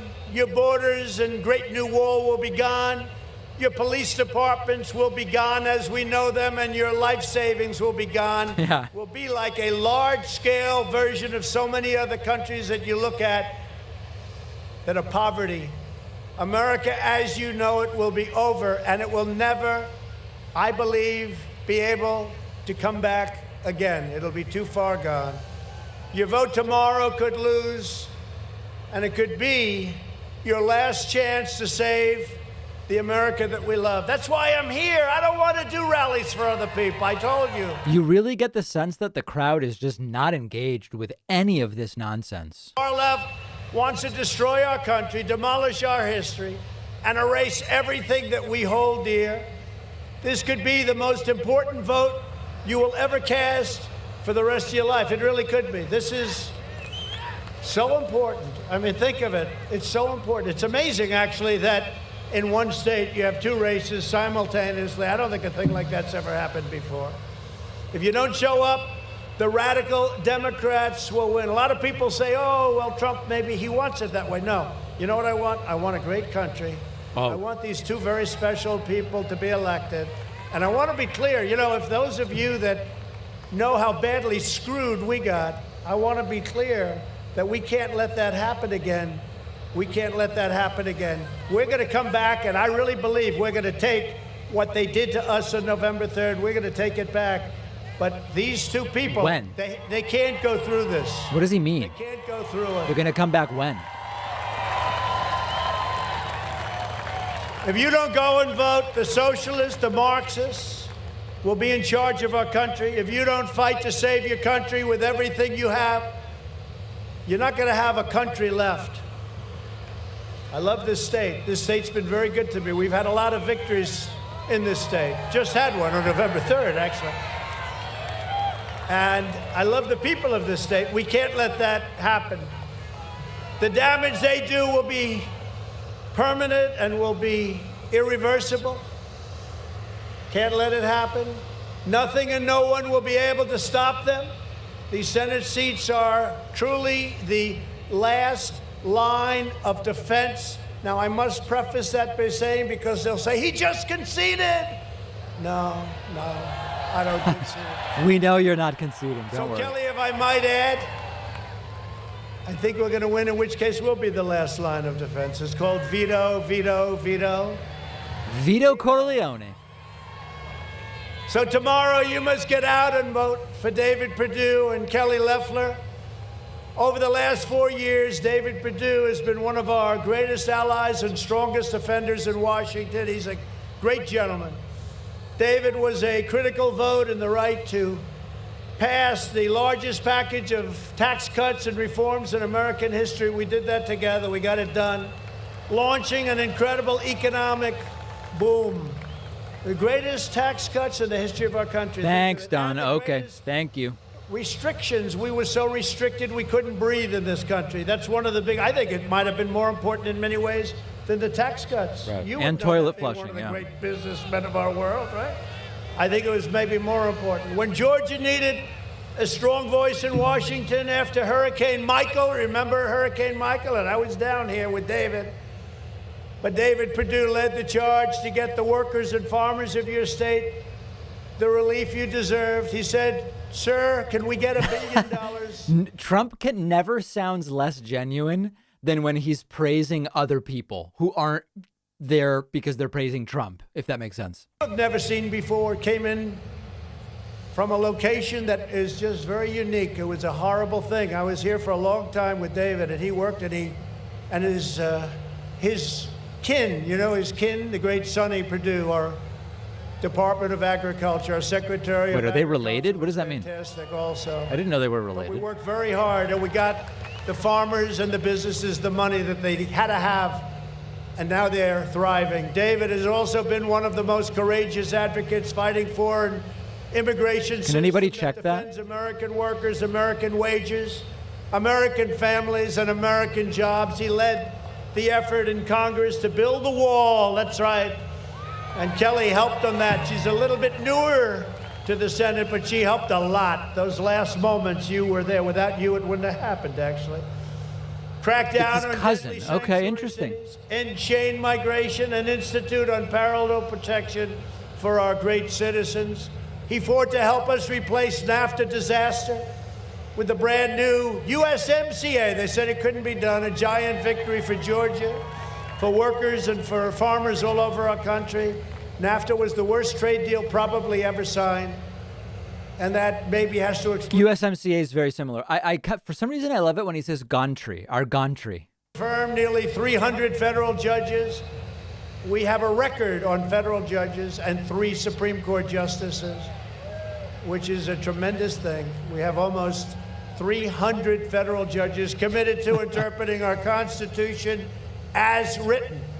No one fights harder We're running for out the of gas. people of Georgia than David Perdue. David's opponent, John Ossoff, is an unhinged radical leftist. He's not a senator. Is he going to call him a Jew also? That'd be the next that's not a thing. senator. Just go straight Ossoff anti-Semitic. said that he's very proud to be endorsed by socialist crazy Bernie Sanders. He's weak on China. He promoted Chinese propaganda, and then he failed to disclose his business ties to the Chinese Communist Party. Other than that, he's a wonderful guy, right? Ossoff supports the largest tax hike in American history. If they get in, Warnock and Ossoff. If they get in, you're going to have the largest tax increase that you've ever had. No, I think it'll just go back to before Trump. Country. For what? The Green New Deal. Let's rip down a building because its windows are too big. Let's build a building with no windows, among many other things. No He toilets. supports the insane Green New Deal, which Just a would trough. crush middle-class parents trying to raise a family. He will support the socialist takeover of American health care, which will lead to rationing, poverty, and death. Ossoff also backed the radical left-wing crusade to defund police.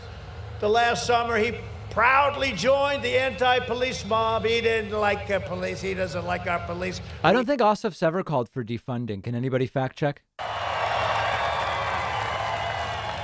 Slandering our brave men and women in blue. If you vote for John Ossoff, he will attack our heroes. He will destroy our economy. And he will betray you and your family, and it'll happen very quickly. That's why you must vote. And really importantly, get out tomorrow, vote for David Perdue. He's a great gentleman. He loves you. Georgia has another fantastic champion in Senator Kelly Loeffler. Kelly is a staunch defender of our vile woman. Incredible military. I'm so proud of our military. She supports the wall, and she always stands with the heroes of law enforcement, ICE, and Border Patrol. I hated it, Kelly, when we got ballots in from the military with Trump all over it, and they got thrown into a river. You saw that? They threw ballots into a river from the military with my name all over. We want Trump. Boom, goes into the river. Oh, that was just one of many instances of problem. Kelly is also a committed protector of your Second Amendment rights. With Kelly's vote, we confirmed our third new Supreme Court Justice, Amy Coney Barrett.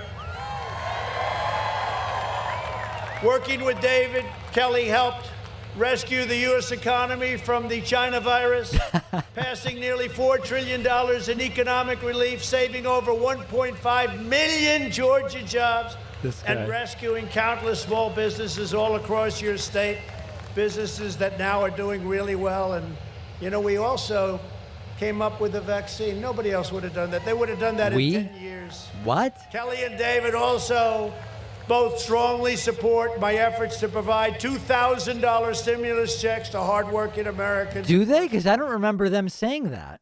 And my reasoning is simple. I mean, we're conservative with money, but my reasoning is simple. You didn't cause this problem. This problem was caused by China. China.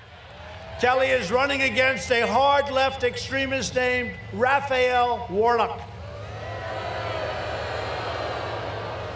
Warnock is the most radical and dangerous left-wing candidate ever to seek this office, and certainly I'm pretty sure Bernie's significantly to Warnock's left. values. Warnock has publicly declared his support for socialism, and he once welcomed the anti-American communist dictator Fidel Castro to his church. I'm not a Castro fan, but that's also not true. He was a nice guy. Warnock said that, quote, nobody can serve both God and the military, a vicious smear against thousands of patriotic service members across the state of Georgia. He wants to abolish cash bail. You see how that's working in New York City, right? Not working too well. He has called for, quote, opening up the jails, and he slandered our police officers as gangsters, thugs, and bullies. The choice for the voters of Georgia could not be more clear. John Ossoff and Raphael Warnock are fringe extremists who would wreck everything Georgia patriots hold dear to their hearts. Kelly Loeffler and David. People wondering how long this is going to go on. It could go on for hours. I was not kidding when I said that. It could be not that much longer. This could go on for another 90 minutes. They share your values. They want to defend your interests, and they will always put America first. Did you see the other day? What a great name, America First. They announced they don't want to do the America First policy. How crazy. Even if you're not going to do it, which is basically protect us, we come first, right? But even, and that includes financially and every other way, even if you don't believe it, you don't say we're going to end America first. They want to end America first. Kelly, I'd love you to just come up and say a few words. Would that be okay? Dear. Kelly. This should be insane.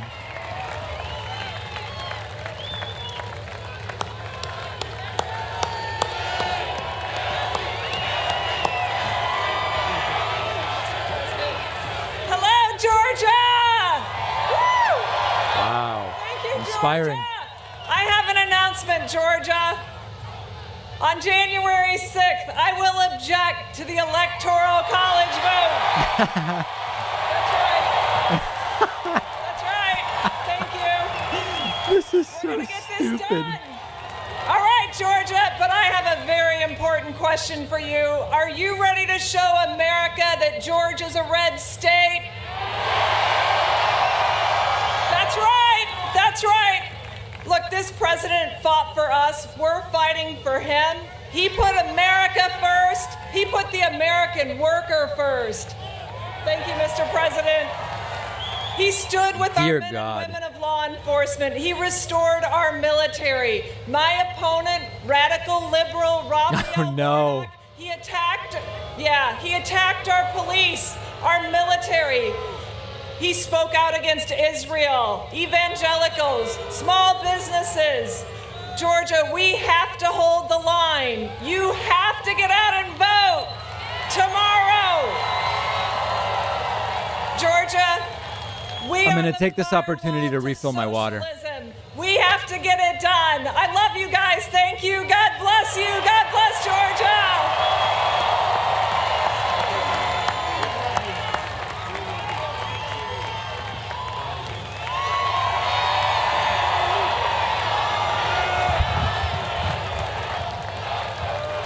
Thank you. Thank you, Kelly. That was nice. I'm glad I invited her up. Kelly, I'm glad I invited you up. That was great. Thank you, darling. That was so great.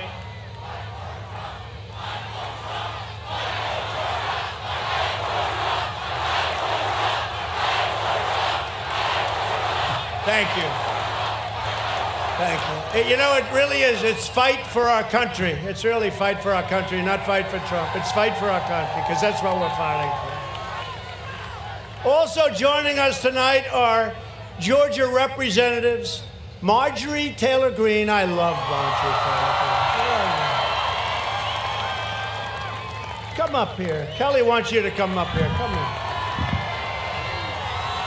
Don't mess with her. Don't mess with her.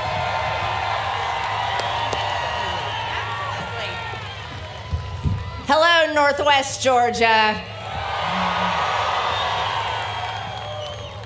All right, let me tell you something. I'm so fired up to hear Senator Kelly Loeffler. She's going to object on January 6th. Yeah. Who on earth is this? This is why I believe in her. You see, when you have a strong Senator Kelly Loeffler from Georgia fighting for you and fighting Is this that Marjorie Taylor Greene clown? your vote, this is why you have to turn out tomorrow. Okay. Right? This woman's out of her mind. Yes. We have to save our Senate seats. We have to save America and stop socialism. This is the last line. Oof. We aren't going to hand over our Senate seats to a pastor who preaches abortion from the pulpit. The pulpit? No. How is this even possible in a country as rich as the United States? In the womb, holding a Bible in his hand. If anything, go out there and vote for the unborn tomorrow. Right? Wow. We've had enough. We're not going to let Georgia go to two radical socialists. Neither is a socialist. I need you all to go out there and vote. Our district has to show up. We've got to stop this attack, stop our Senate seats from being handed over to these radicals, and we're going to fight for President Trump on January 6th. He's very, very sick. Very sick. God bless Georgia. God bless America. Let's do this.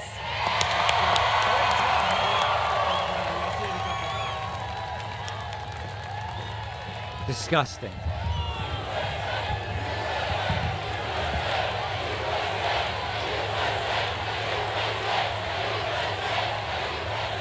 That woman's really, really ill. I also want to introduce two great warriors, friends of mine, Andrew Clyde and Jody Heiss. Jody, thank you. Thank you, Andrew. Jody Thank Heist you out of very his much. mind. Great job. Really radical. We have another friend of ours, South Carolina Senator Lindsey Graham. Oh, no. Not Lindsay. And Mike Lee is here, too, but I'm a little angry at him today. Where's Mike Lee? Where is he? I'm a little angry at you today, but that's all. State Representative Vernon Jones. What a great guy he is. A great man. And an early supporter of mine who's also on the ballot tomorrow, Public Service Commissioner Bubba McDonald. Bubba. Right. Strong supporter. You're going to do great.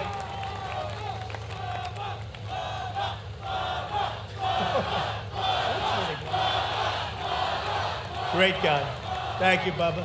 Thank you. Good luck tomorrow. You'll do well. Georgia Republican Party Chairman David Schaefer, and he's fighting. He's out there. He is fighting. He is fighting. By the way, I also want to say hello to Kelly's husband. Is one of the great entrepreneurs in our country.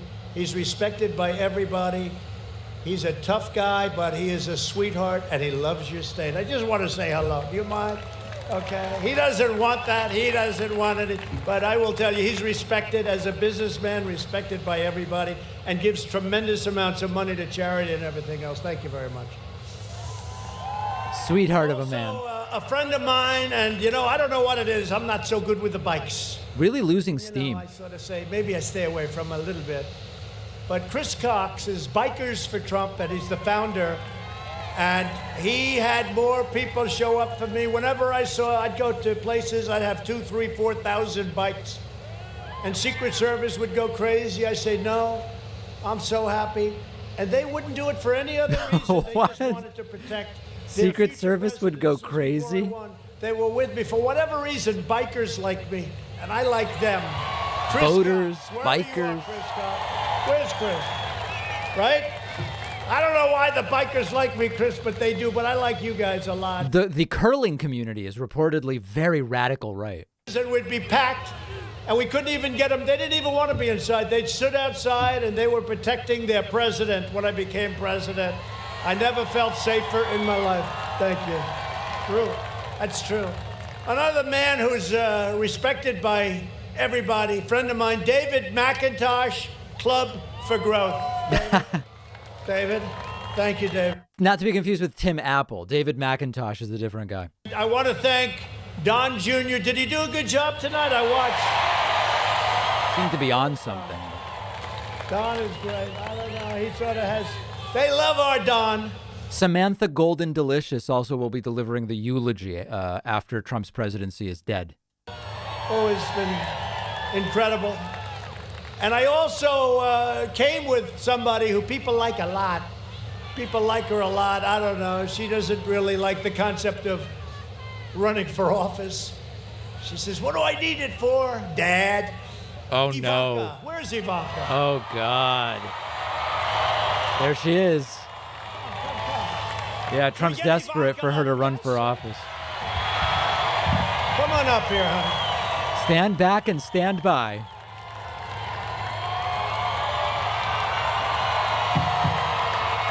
The slapping the lectern is really annoying.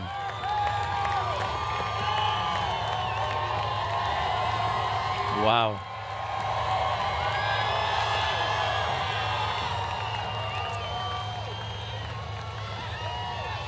Hello, Georgia. Oh my God, it's cringy already.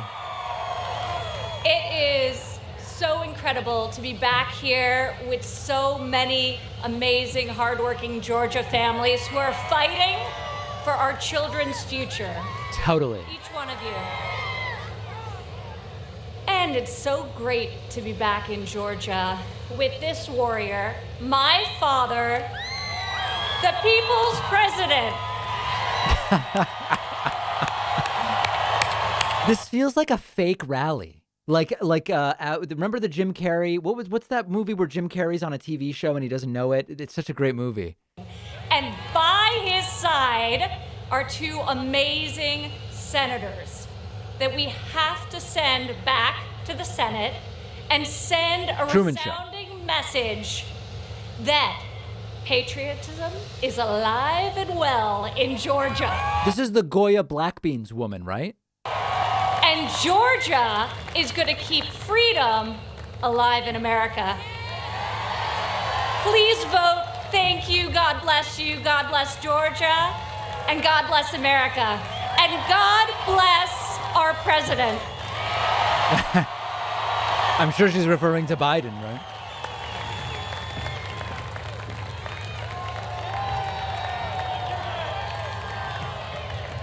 Thank you, Ivanka. Thanks, Don, Kimberly, everybody. Thank you all.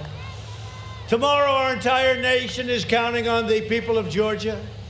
In a way, the world is counting on the people of Georgia. The fate of our country is at stake. It's in your hands. You must deliver a Republican victory so big that the Democrats can't steal it or cheat it away.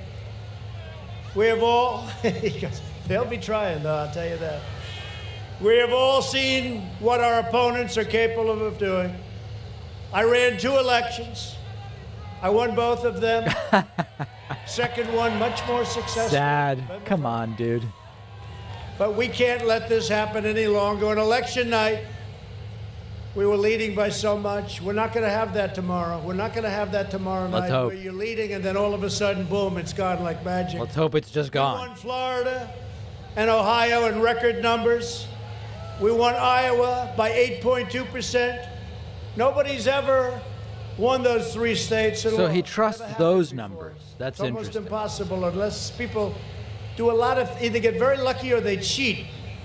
We were up 293,000 votes in Michigan, 112,000 votes in Washington. In Wisconsin, we were way up. 356,000 votes in Georgia. 356. No mention of the virus so far, other than And China. 700,000 votes in Pennsylvania. It was over. I should have run up to the podium and said, thank you very much for this wonderful victory. Then maybe they wouldn't have had time to close those booths, right? The counting rooms, and do what they did. What? But then it all started to disappear. And I tell this story because we can't let this happen tomorrow, Kelly. So keep your eyes open. Since the election, we have put forth indisputable evidence documenting the rampant fraud, which will be announced on Wednesday, as you know. Why not announce it now?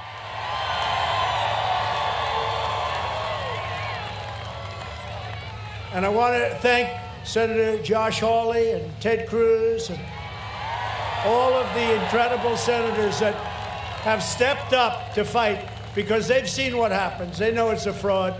And not just here. You know, I watched some of the people on Fox. I had no choice. I had to. I didn't Fox have is enough bad now. channels. Who And they Fox? said, why is he fighting for Georgia? It's not enough. No, I need 3. This is fighting live, guys. 8, This is actually, live. But 6. And we're going to win them all. But they said, why? So one of the people, a very fine woman, actually, but she said, why is he fighting Georgia? It doesn't get him there. I said, no, but Georgia and Pennsylvania and one other get me there. And we have 6 and maybe 8, if you look at them. And we were leading all of them by a lot until like a miracle. He lost 2 months ago. He's figuring out how to win now. Right here in Georgia, there were tens of thousands of illegal votes cast and counted. You know that. And here are just a few examples. Watch this for tomorrow. We were up 10,315 ballots were cast by individuals whose name and date of birth matches a Georgia resident who died in 2020 prior to the election. And These are all lies. Secretary of State said 2 people. Now, I don't know how many people are on that list, but it's a lot of people. Check out my tweet about this. 2,506 ballots were cast by individuals whose name and date of birth matches an incarcerated felon. That's this top in one. a Georgia prison. These are all lies. They aren't all there, but they did a lot of work. I paid a lot of money to a lot of people, I can tell you that. 4,502 illegal ballots. He's going right from cast this. by individuals who do not appear on the state's voter rolls. Well, that's sort of strange. 18,325 illegal ballots were cast by individuals who registered to vote using an address listed as vacant, according to the Postal Service. At least 86,880 ballots were cast by people whose registrations were illegally backdated. Oh, I can't believe that happened. These are all lies. 66,000 votes. You have to understand, we're down by a little more than 11,000. So every one of these is determinative. 66,000 votes in Georgia were cast by people under the legal voting age. At least 15,000 ballots were cast by individuals who moved out of the state prior to the November 3rd election. And maybe they moved back in. I don't know. I mean, I can't tell. They moved out. Let's go back. Usually it takes a little time, right? You know. We moved out. Let's go back, darling. Georgia's absentee ballot rejection rate went from an average of 3% in 2016 and then went down very low to almost zero now. Oh, think of it, almost zero. If you multiply that out, and this is the crowd still there? I mean, it's silent. 48 out of 159 counties in Georgia rejected no ballots at all. These absentee ballot rejection rates prove that the tens of thousands of illegitimate ballots were counted. There were more absentee ballots in 2020 than ever before by far, but magically far fewer ballots were rejected. This alone is more than enough to swing the election to us. Whoops, what the hell happened there? Sorry about that. This one thing. That was I apologize. I don't know what happened there. Over individual in all of the swing states. Now, they'll check this out, and that's fine. I hit the wrong button. Sorry, guys. You take a look at it. Officials egregiously violated state laws in order to solicit, facilitate, and promote cheating and theft on a scale never seen before. These crooked and incompetent officials suspended signature verification. I said, I want you to go to Fulton County to check the signatures because hundreds of thousands of ballots came in. I want you to check the signature to see if it compares to somebody that lived there 2 years, 4 years, or 6 years ago. They don't want to do it, the Secretary of State and your incompetent governor, although he thinks I've been a great president. They illegally flooded their states with absentee ballots, and they deployed hundreds of illicit ballot drop boxes in corrupt Democrat-run cities, among many other flagrant violations of law. They put these drop boxes there, and in a number of cases, they'd be gone for 3 days. They'd take them up, and where are they? Where are they? They were gone. Georgia's Secretary of State agreed to a litigation settlement, which is something that nobody's ever seen one like this. I want to just tell you that Stacey Abrams took him to the cleaners. That's whose fault this really is. Drastically and illegally changed the state's election procedures. They never got the mandated approval from your state legislature, who, by the way, you have some great people in your legislature, some great, great people who agree with what we're saying, and even more so. But think of it. They never got the approval. You have to, by law, under the Constitution, you can't just do these deals and not get the approval. And your Secretary of State, or whoever it was, made this horrible consent decree. The crowd doesn't quiet down. We won't be able to hear his lies. So much safety. It's a disgraceful thing. And it was only approved by your local politicians, him, and local judges. You can't do that. You have to have your state legislatures do it. That's true with all states. Tens of thousands of votes are missing. We go all over the world telling people how to run their elections, and we don't even know how to run ours. Now, there's a few layers to the irony of that. Actually, that's actually deeper than that's very interesting. We could do an hour on that. The Democrat Party, why the hell didn't you do this for me?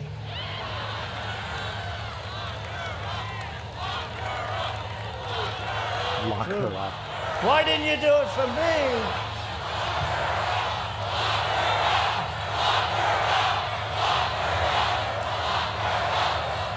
Why the hell didn't And you notice how quiet she's been? I shouldn't have said that. Now Tonight Show. What is this back You here? notice how quiet she's furious because she said, Photographers "Don't forget, on a I won list? Michigan by 10,000 votes. We did much better, as I said this time. Much, much better. But I won Michigan from her by 10,000 votes. I won Wisconsin by a small, I mean, they could have done that one and not get caught. We caught them. We caught them. And I say to people like Mike Lee that are here and Lindsay, I say, if they got approved and verified, they use the word verified, votes that are fraudulent, and then we find out after, because you can't do it that quickly. It doesn't go that quickly. It's a lot of work. And You guys following this? And then we find out that they were frauds, like in one state where you had, let's say, you lost by 25,000 votes. They verify it, and that's supposed to be the end. But shortly thereafter, we find out that we actually won the state by 250,000 votes. Does that mean that that state plus others adds up to being your president? What is he talking about? I don't think it should. I have no idea what he's talking about. Kelly feels it should. I don't think that Marjorie feels it should. Marjorie, who cares what In she thinks? Wisconsin, over 90,000 ballots She's out of her were mind. illegally harvested. Can't do that, not allowed to. Through so-called human drop boxes. They reportedly fertilized them, watered them, and then harvested them. In addition, over 170,000 absentee votes were counted that are blatantly illegal under Wisconsin law and should never have been included in the tally. By the way, it was razor thin. There's 170,000 votes. The margin in Wisconsin is only 20,000 votes, so this issue alone would have won that state for us many times over. We were leading at 10 o'clock in the evening by a lot. In Pennsylvania, there were 205,000 more ballots. Hey, remember, this is a rally in support of David Perdue, who's not even here because he's quarantined, and Kelly Loeffler. And Trump's going through the list of votes. Unexplained. You have great senators and representatives there, and nobody can explain it. But think of that. And in other places, too. You had more ballots than you had voters. You had more votes. That's untrue. Than you had voters. That's by a untrue. lot. In addition, Democrat state Supreme Court judges and Democrat Secretary of State effectively abolished the signature verification process right here. They counted ballots cast after deadlines, and they allowed ballots to be illegally fixed. Why is he talking? Democrat-controlled areas. And I say this because you can't let this happen tomorrow, and I hope all the politicians are listening. There's an unexplained 400,000 vote discrepancy between the number of mail-in ballots in Pennsylvania sent out, reported on November 2nd, 2020, Not and this the again. number reported on November 4th. They can't explain it. 400,000 previously unreported mail-in ballots. Yeah, this is a good super chat. He's channeling your most boring statistics professor. I had a guy my first year at UMass for some requirement in the communications department. It was like introduction to interpersonal communication. And he used an overhead projector when everybody had laptops and whiteboards, digital whiteboard. For some reason, he used an overhead projector with the squeaky markers. And the average score on the midterm was 29 out of 100. And guy was fired. I've never seen someone fired so quick. As soon as the semester was over, the guy was fired. Listening to him was like listening to this stuff where you're just like, what is this, a math class, a science class? Are we dissecting cadavers? What are we doing here? It's illegally cast by out-of-state voters. Those are numbers. And those are numbers we got from them. So they can't say, oh, the numbers aren't so good. In Clark County, Nevada, over 130,000 ballots. This is far, just so you know, all these numbers, these are far more than we need. Were processed on machines where the signature matching threshold was intentionally lowered to a level that you could sign your name Santa Claus and it wouldn't pick it up. Didn't pick up anything. More than 42,000 people in Nevada double voted. That's more than we needed. That's not true. In Arizona, more than 36,000 votes were cast by non-citizens. No. And there were 11,000 more ballots than there were voters. Not a single non-citizen voted. Trait, doesn't it? They can't even register. How are they going to vote? Like at the Super Bowl, where you have 15 cameras, and they say, camera number 4, you're on. Camera number 3, you're on. In Michigan, according to one analyst, Over 35,000 ballots listed no address. Over 13 ballots were cast by non-residents. And an estimated 17,000 ballots were cast by dead people. That's all untrue. Some dead people, by the way, also requested an application. It's true. Those are the ones that really bother me. Right. They not only vote, but they request an application. That's a double. Trump's mad about that because it's just, the carbon footprint of mailing things. Doubling matter of Dominion voting machines. And I want you to watch this very carefully tomorrow, everybody. You have to watch it carefully. I want to read you from a letter from Georgia State Senator William Ligon. You know who he is, right? Highly respected guy. What's the real pronunciation of the last Dear name? Mr. President, as chairman of the Georgia Senate Judiciary Committee on Elections, I request that you immediately send an outside team of cyber experts to investigate potential hacking and other irregularities associated with Dominion voting systems, scanners, ballot marking devices, ballots, polling pads used in the 2020 general election in Georgia. You don't hear this from your secretary. This is like a poorly written book report from a second grader. You have a great legislature, I have to tell you, but the governor won't let them hold a session to decertify. On December 30th, 2020, the committee held a hearing investigating potential fraud and other irregularities during Georgia's 2020 general election. The committee first unanimously approved a report dated.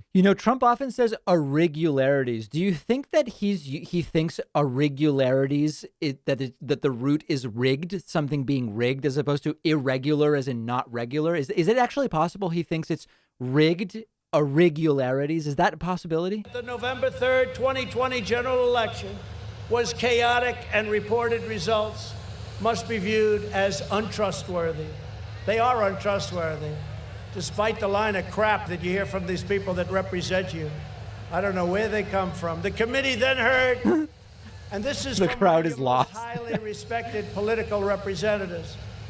The committee then heard additional testimony concerning voting irregularities during the 2020. Can't his kids sit after these things, and they've been going on for years, go, Dad, that was really bad. It's not good. It's not good. People, you're just ranting. It's really not good. You should do a short speech and just stay on the prompter. Can nobody reach him and say, this is stupid? Dominion voting machines in Georgia to be immediately conducted.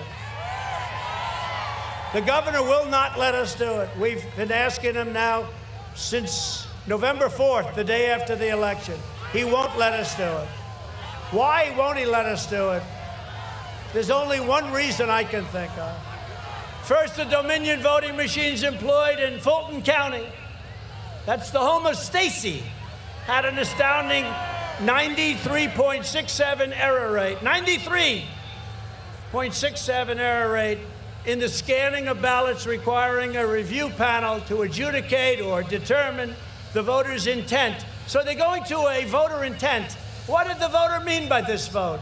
Somebody votes for Trump. I think that voter meant something other. He doesn't want Trump. Let's just switch it around.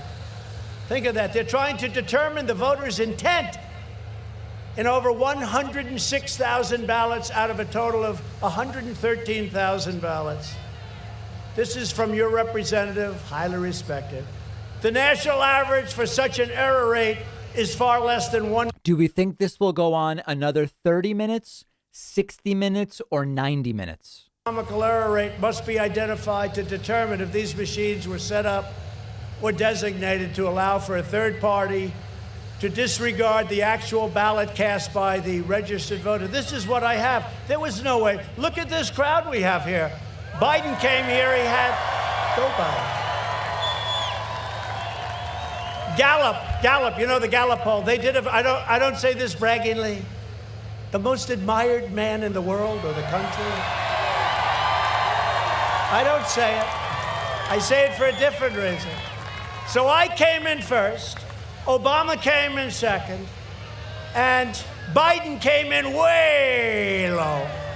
Then I say, and they say, and people have said, how is it possible that a guy who got 80 million votes can't get any votes for the most admired man? You know why? Because he didn't come in first. That's oh why. My God. Second, again from this very respected political leader, second, there is clear evidence that tens of thousands of votes were switched from President Trump. I feel like we're on repeat. This is bizarre. Throughout Georgia. For example, in Bibb County, anybody live in Bibb County? Bibb, B-I-B-B. That's a different state. President Trump was reported to have 29,391 votes at 9:11 p.m., while simultaneously former Vice President Joe Biden was reported to have 17,218. Really inspiring speech. Later, at the next update, these vote numbers switched, with President Trump now having 17,000 and Biden now having 29,391. You guys writing down these numbers? That was a switch of over 12,000 votes. It was like a miracle. Third, during this hearing, a presenter demonstrated that a Dominion... I wonder if this is some subtle way to... You know how Trump says he doesn't want to do these speeches for other people? He doesn't want to do rallies? You think that they sit and they go, hey, listen, let's do a 2-hour speech where you just read county by county election results just to piss off the people you're supposed to be helping and lull the crowd to sleep so they'll be too tired to even vote tomorrow. Like, could he be doing this to screw them over? Thinking, what's the most boring speech I could possibly give? Shape or form. Did you see that during the hearing? This guy sitting there, well, can you connect into the machines? Yes. How do you do that? Within about 25 seconds, he controlled the internet. Former Vice President Biden led Georgia by only 11,779 votes. Every one of the things I told you about almost is more votes than what we're talking about. The crime that was committed in this state is immeasurable. An immediate forensic audit of an appropriate sampling of Dominion's voting machines. I insist we need forensic odontologists to come in and check the the teeth of every voter and make sure they match what their dentists have on file. And during tomorrow's race, you've got to be very careful. If they have dentists. And let me also quickly read a letter from Mark Fincham, chairman of the Arizona House, a very respected man, Federal Relations Committee. Dear Mr. President, subsequent to the election, members of the legislature were inundated with complaints from constituents relating to the intensity of the general election and the integrity, more important than anything else, and the accuracy of canvassed results. In many instances, constituents reported that their earlier in-person ballots may not have been correctly processed or tabulated. And they should play him off like just start YMCA and slowly raise the volume. In recent weeks, during which significant evidence of fraudulent and illegal voting in Arizona has been demonstrated through expert and eyewitness testimony. For example, in Pima County and Maricopa County, it appears that 143,000 illegal votes were actually injected into the ballot system. Injection. No, but think of this. Also, and the press won't report this. They're probably turning off. Oh, we don't like this. They don't like this. They don't want to talk about numbers. They talked about my phone call. They don't like my phone call. Everyone loved my phone call. They don't like talking about numbers because nobody knew the numbers were so egregious. Also, an expert mathematician concluded that the only explanation for the actual voting results in Arizona is that 100%, think of this, 130% of Democrats voted for candidate Biden and a negative 30% voted for President Trump. Now think of that. In order to get to the numbers, 130 How is this real life? Voters, that's a little tough to get. Okay? Had to vote for him, and minus 30 had to vote for me. And that gets you to 100%, and nobody has 100% voting. For all of these people who think it's too late, does that mean that we're forced to approve a fraudulent election or an election with massive irregularities? You're not forced to do anything. You won't be president in 16 days. I don't think so. I want to thank those two great political leaders. But we have many other letters just like that. Same thing. Hundreds of thousands of votes are missing. The only way to combat the Democrat fraud is to flood your polling places with a historic tidal wave of Republican voters tomorrow. Because at a certain point, the machines are going to explode.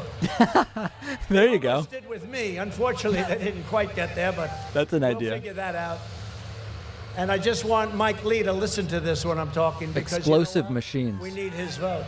This election is your chance to stand up to the corrupt Democrat machine and show them that the American people are still in charge.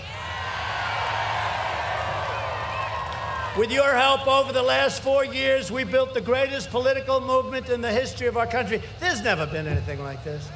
Kelly, when did I say we'll do this? Like 2 days There's ago? never been an authoritarian attempt by a sitting president to force state officials to just give them the election. That's what there's never been before. Presidents have lost many, many times before. I say it all the time, and the politicians, the lamestream media, as I call them affectionately, if that weren't true, they'd say, that's wrong. There's never been a movement like this. I mean, you have people that won one state and they become world famous for the rest of their lives. You have people that came in second in New Hampshire and they're we won everything. And we want it now a second time. Sounds like jealousy in some weird way. But we want it now a second time. And I don't want to win it a third time. I really want to win it the second time. It's harder. Wow. Somebody came up to me today, Kelly, and they said, sir, you're way up in 4 years. Nobody can come close to me. I said, I'm not interested in 4 years. I'm interested in like 8 weeks ago. Right. Well, it didn't happen. Didn't happen. 4 years is a long time. It's actually 2 and 2. You know, we'll take back the house for Kevin. Right. And Marjorie, and Jody. We'll bring back the house, right? We'll bring back the house. Sir, do you understand counting? Yeah.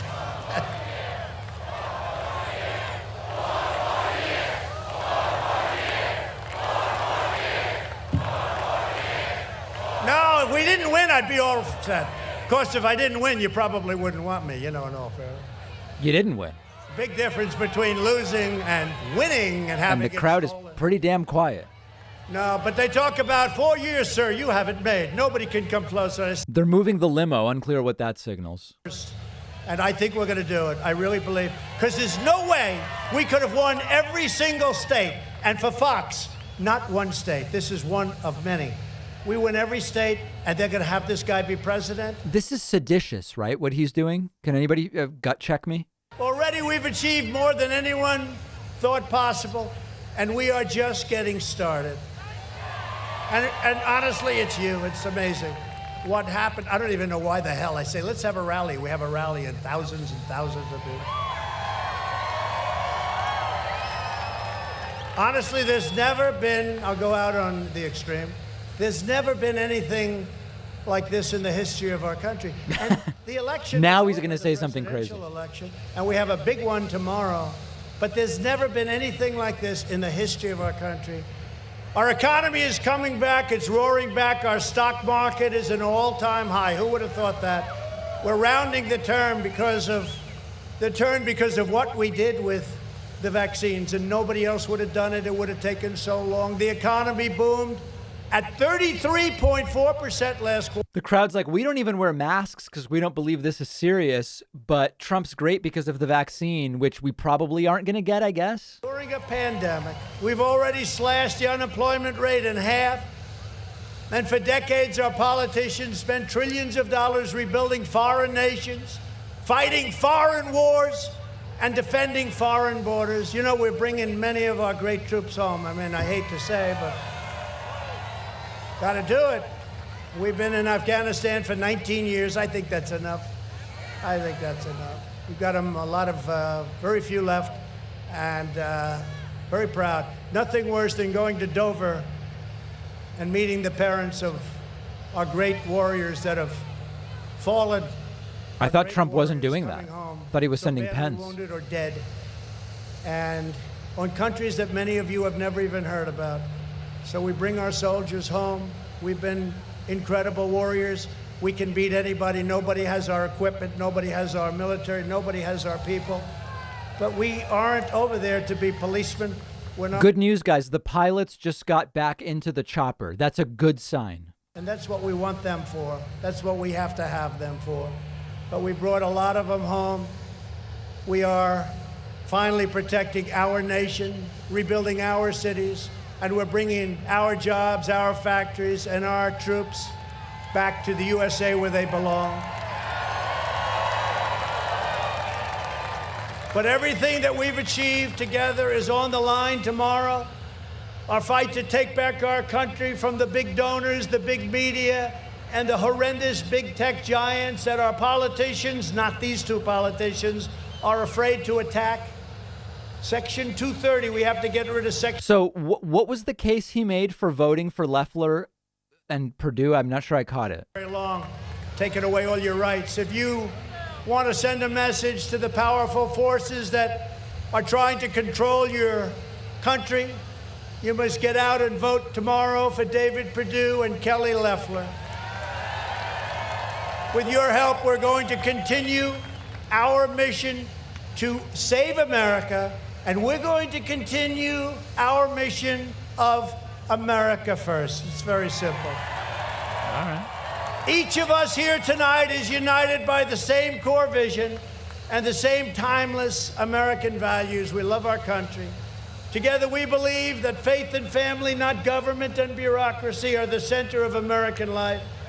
We will defend the right to life, religious liberty.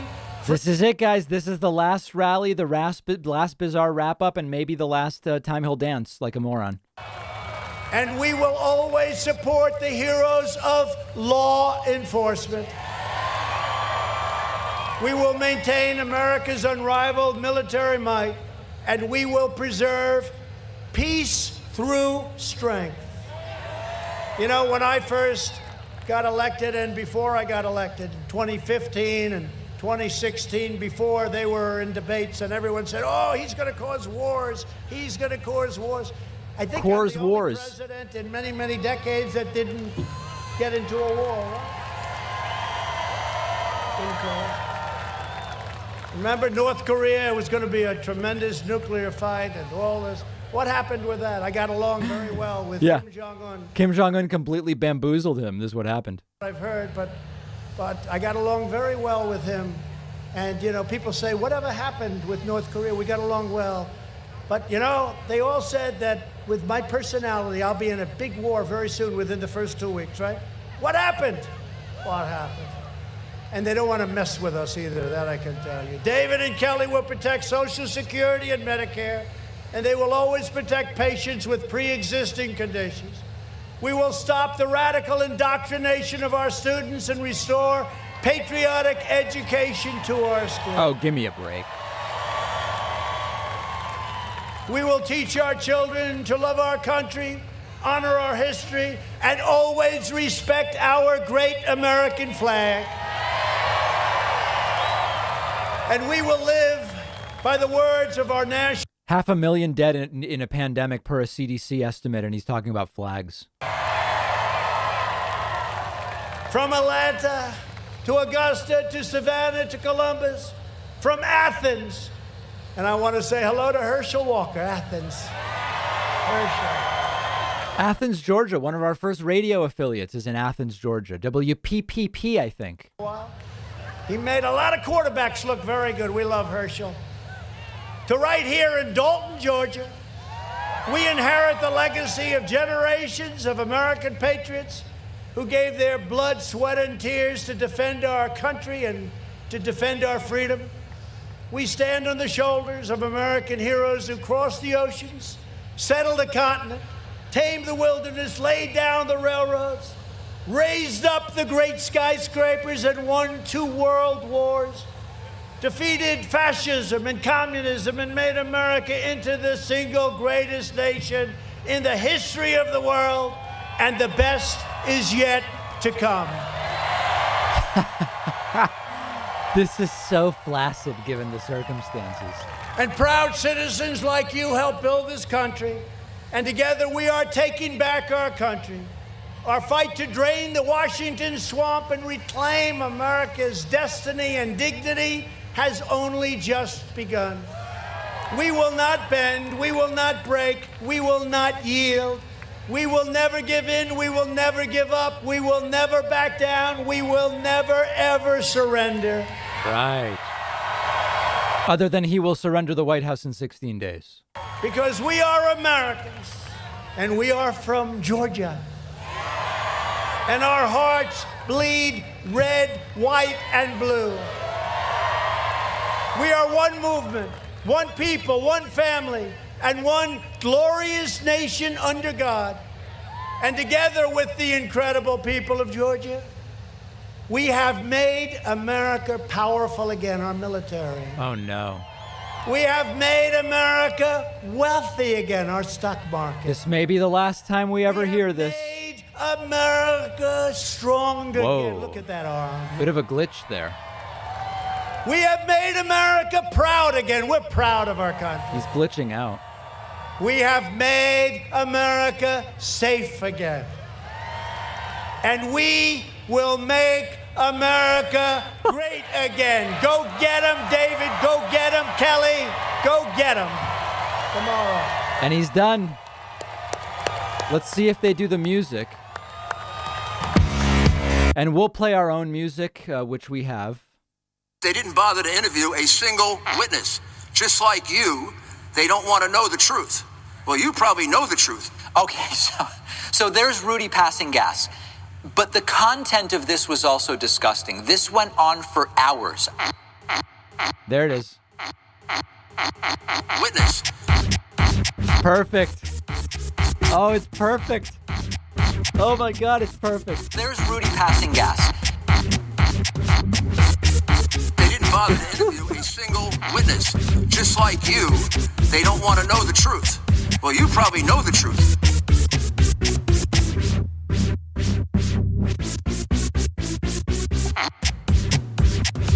I'd say that poll book is off by there it is. 100,000. That poll book, why don't you look at the registered voters on there? How many registered voters are on there? There it is. Oh, it's too perfectly timed. Oh, the wacky noise when he was doing. Oh, that's just unbelievable. We're gonna have to clip that. What about the turnout rate? 120%. Witness. All right, so there it is. Okay, Donald Trump's last rally as president, I think, unless something were to get scheduled. Unbelievably perfect timing there. With the Rudy Giuliani fart song. So, as promised, listen, guys, let's go to the phones. I said if we got 100 members and Twitch subs, I would open phones. We got 440. Do you understand? 440. The goal was 100, okay? If you are leaving, come back tomorrow night for Georgia election results live. Make sure to subscribe on YouTube and follow on Twitch. Tomorrow night, we'll be back with election results. If you're staying and you want to talk to me right now, go to our Discord at davidpakman.com/Discord. Get into the waiting lobby. Change your nickname to location and then your name. Location and then your name. And then I'm going to talk to you. Okay, let's just listen to some people because there's so many people here waiting to talk. Let's get right to it. Oh, hold on a second. I'm not even connected yet. I have to be properly connected if we're going to actually do this. I'm not even in the waiting lobby. Here we go. All right, let's go to Marie from Ohio. Marie from Ohio, how are you?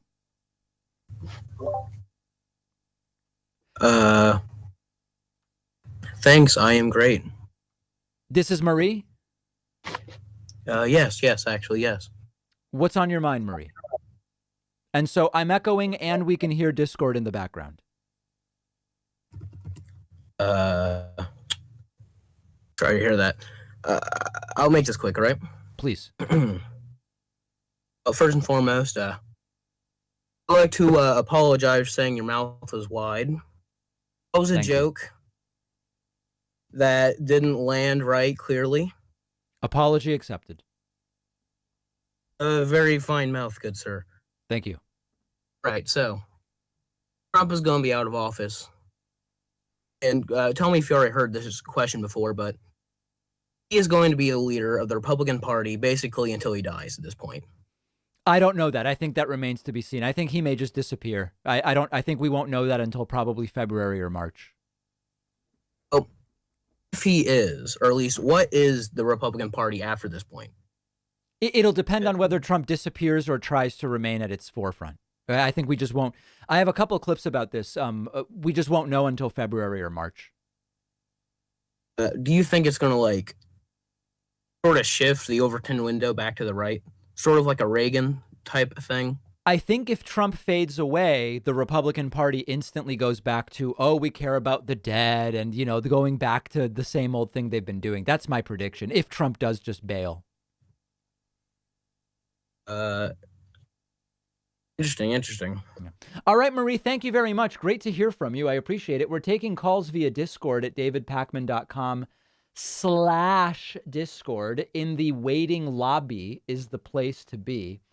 Let's go next to Johnny from Michigan. You are on the air. Johnny from Michigan, you're on the air. Microphone working. Hello. How are you, Johnny?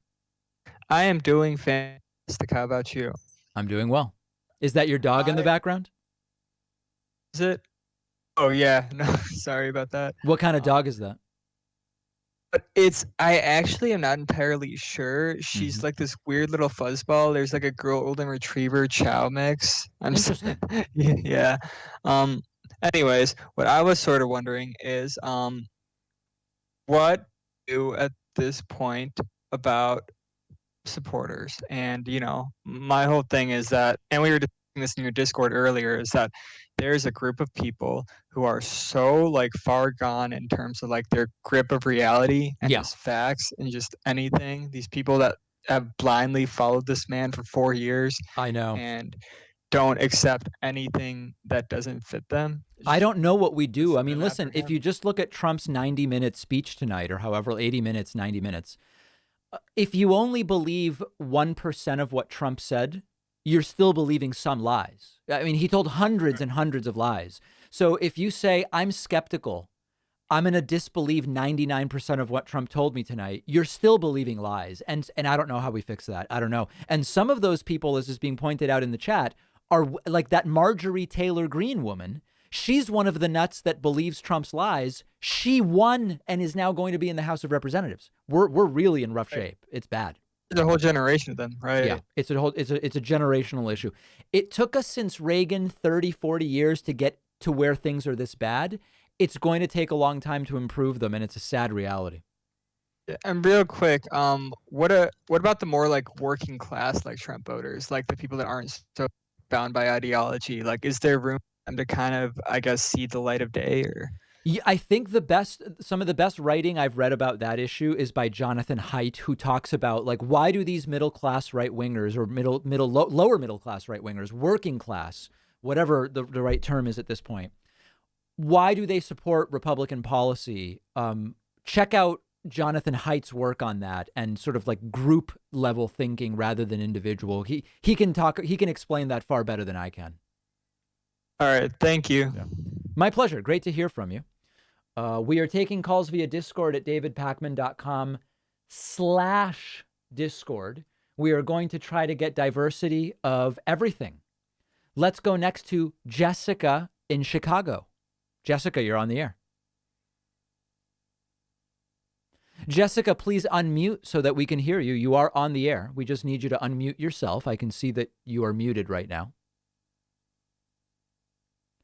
And Jessica from Chicago, third and final opportunity to unmute yourself and talk to me. You are on the air. All right, that's too bad. No Jessica. Let's go next to Connor from England. Connor from England, you're on the air. Hello. Hello. So, what's your opinion on politicians who are not having any background in politics? Say, for instance, like Trump has no background in politics or military, or white knowledge whatsoever. So I have no problem. So military, I have no concern with whatsoever. There is a very clear, decision tree and way for civilian presidents without military experience to be advised by the top military people. I have no concerns there whatsoever. I love the idea of non-career politicians as presidents, but they shouldn't be low-rent scam artists like Trump. I would love the idea of, a social studies professor, a human geography professor would be a dramatically better president than Trump. Someone from science, a medical doctor with an MBA. It's like almost any profile. I love this idea. And, we need a peanut farmer. Sure. We need more than just lawyers and politicians as presidents or scam businessmen. Yeah, absolutely. All right. Thank you very much. And by the way, so where in England are you? Leeds. Leeds. I've never had the pleasure. What's different culturally in Leeds compared to London? It's mostly a metropolitan area with more offices than tourism spots. Okay, very good. Have you ever been to Dishoom in London? Oh, no, I don't travel much out of the town. All right, well, I recommend it. I look forward to getting to Leeds sometime. Thank you. Appreciate it. There is Connor from England. Very, very exciting. We are hearing from people from all over the world. Let's go next to Efrain from Argentina, my birth nation. You're on the air. Hey, can you hear me? Yes, I can. ¿Cómo estás? I'm great. Estoy muy bien. Thank you for having me. It's my pleasure.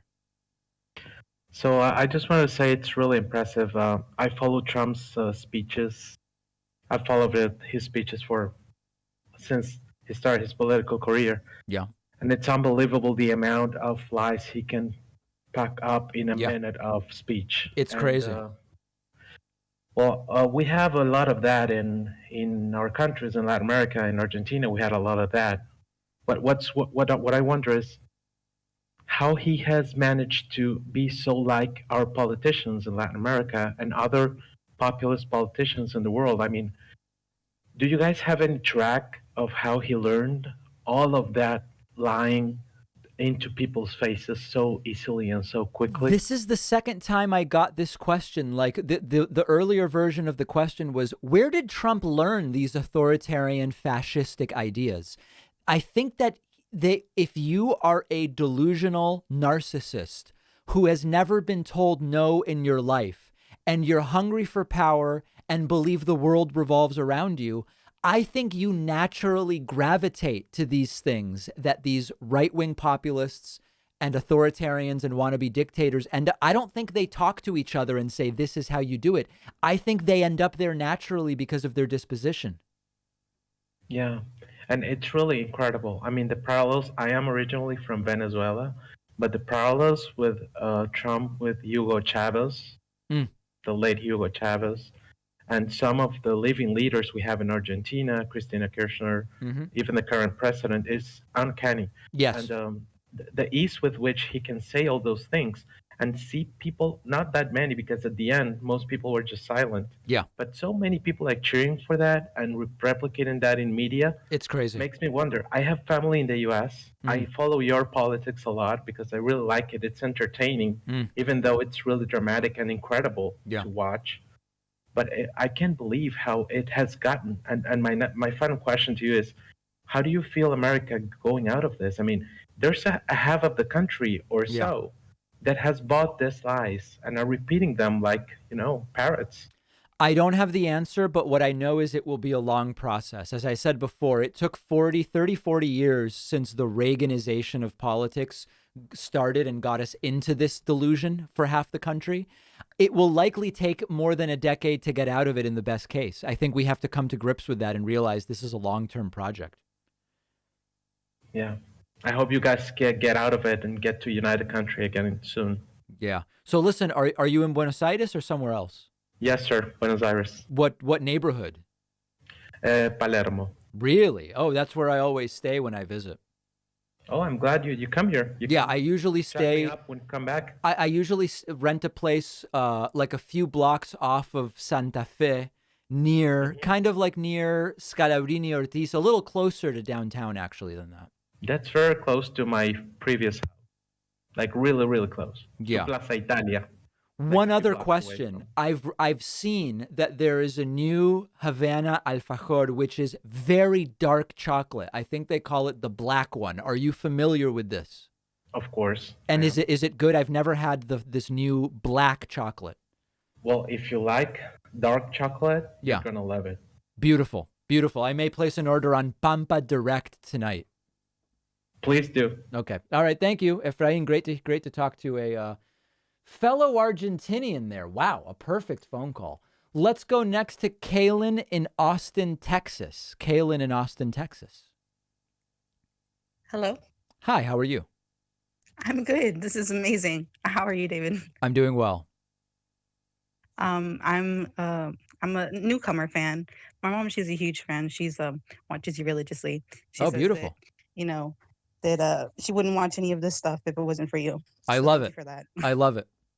So my question is do you think there will be any justice or peace for any of us that are like completely mad about every wrong thing that he's ever done? I mean, I believe he's responsible for a lot of people's deaths. Yeah. I think sadly the answer is no. I think we have to manage expectations, and I think we are going to have to be satisfied most likely with he's only getting one term, not two, and he will be sort of annoyed by investigations for many years, none of which will lead to him being in prison. So I think we have to manage that, but he will just sort of, for the rest of his life, kind of have the feeling that, man, maybe that really wasn't worth it after all. And I think that that's what we're going to have to be satisfied with, quite frankly. But what about the standard for everybody else? Isn't it? I know. I know. I mean, if he can listen, get away with who else? we learned during this presidency that the checks and balances we thought were really durable never accounted for someone becoming president who would disregard the norms the way Trump has. That's a learning experience. It's a damaging experience as well. But that has been a learning experience. I think you're absolutely right. Thank you for taking my question. My pleasure. Great to hear from you. Kaylin in beautiful Austin, Texas, with no state income tax, as many of you know, very appealing to a lot of people. Okay, let's go next to Gisela from New York. Gisela from New York, you are on the air. Hello, can you hear me? Yes, I can. Where in New York are you? I'm in Queens. Queens, love it. I used to go to Queens. Oh, Long Island, LIC. Okay. I don't even know if these places still exist because of the pandemic, but there is a tremendous Argentinian restaurant in the Elmhurst Corona area of Queens called, write this down now, Gisela, El Gauchito. This is the place to go once the pandemic is over. I absolutely love the place. Oh, you've been there. You've been there. Yes. Wow. Yes, I'm Argentinian. as Oh, you you can- are? Oh, okay. Why am I? I don't have to explain it to you then. Wow. Okay, perfect. So I've been following you, found you on YouTube, and I had two questions for you, actually. Please. If you allow me. Actually, one I love it. comment Okay. and a question. While I was watching your live stream, I got served an ad for the right, that immigrants shouldn't have rights, and all the other things that are very nice of the right wing to say. So I think that's, justice, because at least you're getting some revenue of it. So I just watched it and let them speak, just because Beautiful. I knew the money was going to you. If you see right-wing ads on my video, just watch the ads, because you're literally taking money from these right-wing nuts and giving it to progressive independent media. Gisela, perfect strategy. Yes, and I want everyone else to do that. If you see an ad on Facebook, on Google, everywhere, just click on it, just consume it, because that takes money away from them. Absolutely. So that's one thing. Perfect recommendation. And the question that I have is, I am inside of the Argentinian community in New York, and I was appalled to see the amount of Argentinians that came here as immigrants like me and your family. I don't know your story. I'm sorry. Yeah, I was born in Buenos Aires. I was 5 when I moved to the U.S. Oh, so you know our story. And there was a lot of Trump supporters. Not all of them. Not all of them. Hopefully not the majority, I don't know. But really hard for me to understand how fellow immigrants, especially from Argentina, Yeah. and vote for someone like him. Yeah, no, I mean, listen, most Argentinians, most Latin Americans, other than Cubans, are very liberal. And I'm part of a big, I'm part of a couple of Argentinian groups, and I've experienced that also. Like just yesterday, there was one where people were sending vaccine conspiracies about Bill Gates, like all the same ones that we see in English. They were being sent around in Spanish, and I jumped in and I said, "This is dangerous and widely debunked." Desacreditado was the exact word that I used, and I mean it is concerning, but statistically, it's not that common. Yeah. I mean, I hope things get better for all of us. Thank you for the recommendation on El Gauchito. Absolutely. Just for everyone to know, we have a tradition in Argentina. I don't know if there's any other country that does this, but they give you calendars at the year, in Argentina. So when you buy from a small business, they will give you a calendar of the upcoming year. Yes. And it was the only Argentinian place in here that gave me a calendar. So I really appreciate that. Beautiful. I love it. Okay, Gisela, muchísimas gracias. Gracias a vos. Okay. Ciao. Ciao. Amazing. Wow, what a day. Let's go to Mike from Miami, Florida. Mike from Miami, you're on the air. Hello. Hello. Hey, David. Big fan of the show. Thank you. Just to actually follow up from the last question, I'm Cuban American here in Miami as well, and 100% right about the Hispanic groups and how Cubans are. Yeah. So my question is for the runoff election tomorrow. I've been seeing a lot of early election predictions that Democrats have been coming out more to vote. Are we going to expect like a red mirage tomorrow again, or? I really don't know. I hope everybody will join me tomorrow night for election results in Georgia. I don't expect we will know the results tomorrow night. I mean, look at how long it took to get us to a runoff in the counting of the results from November 4th. So I don't know about a red mirage, but I don't think we will have the results tomorrow night. I think that's as far as I can really say confidently right now. All right, cool. Thanks for the answer. What's going on down in Miami these days? Oh, it's a little crazy down here. I mean, our mayor doesn't really, pay attention to the coronavirus. Yep. We have thousands new cases every day. I saw video of Collins in Miami Beach on the 30th, not the 31st, but December 30th. And it was just a mass of people with no masks. Yeah, it's crazy. Actually, today I went to the DMV, thankfully, to renew my license. And there was police to help keep everyone 6 feet apart and use their masks. But yeah, generally you go anywhere here in Miami and it's like if nothing's changed since the pandemic started. It's sad. Miami's one of my favorite places, and I was scheduled to go down there, and basically a week after the big Trump speech saying he's banning flights from China, and obviously the trip got canceled, and I've not been, but I look forward to getting back down there. Yeah, that'd be awesome. All right, thanks so much for the call. I appreciate it. Thank you. All right, take care. Lots of nice folks today that want to chat. That's always great. Let's go. We'll do just a couple more because we do have a very, very big day. Let's do one more from Miami. This is Misha from Miami. You're on the air, Misha. Hey, can you hear me? Yes. Oh my God. Thank you so much for taking my call, David. Pleasure. Now, Misha, I have to ask, when one hears Misha, you think Russian, but being from Miami, there's lots of Russian Cubans in Miami. I'm one, yeah. You are a Russian Cuban. Interesting. See, I think that some people would have assumed you were actually just Russian, but I think the Russian Cuban aspect is in play anytime you hear Miami. That's a lesson to everybody. That's right. My last name is, or maybe I shouldn't say, but yeah, don't say your last name. Don't say your last name. Okay, good. Well, all right, well, you're on. So I'm young. I'm relatively new to politics. Mm-hmm. I'm very interested in it. Something that kind of terrifies me just looking at this rally here is just, and it's a bit of a two-parter, I guess. First of all, has it always been this way where people could just like lie, like about your own positions, like say I'm for Social Security, I'm for, what's it called, the pre-existing conditions, even though clearly if Republicans were in charge, they take it away. Like, is that always been this way? And if it's new, how do we fight against it? There has always been a ton of lying in politics, but I have never seen it the way Donald Trump does it, which is just to tell provable lies one after another for an hour and a half. I've never seen it this bad. But yeah, lying in politics has existed for a long time. Okay, and this is kind of a big question, but do you have any, I mean, if this is the new normal, that Trump has brought in like this politics of just pathological lying, what do we do? Well, one part is let's see what happens when Trump leaves.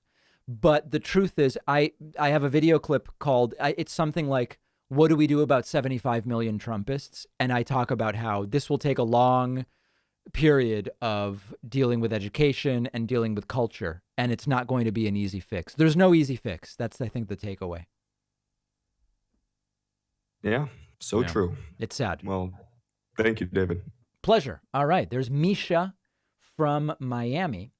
Let's go next to Michelle from Los Angeles, California.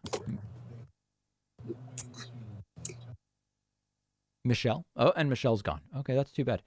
Michelle seemed to self-kick. That was kind of unusual. Okay, there was somebody else I had my eye on here. Was from an interesting location. But now I'm told Jessica from Chicago wants another shot. Jessica from Chicago, I'm going back to you. What's going on, Jessica from Chicago? Oh, boy.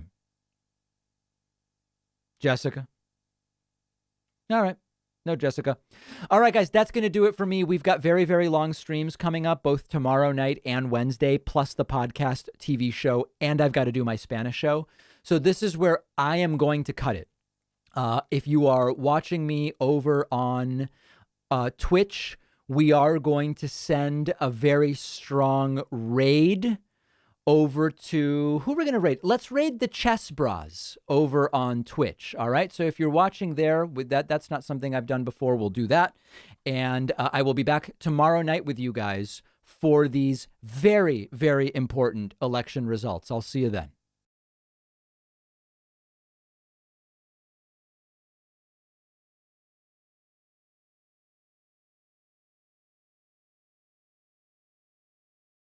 Should I play this? This is one of the most vile callers we have. Take a listen to this. I have not pre-screened this, so let me just warn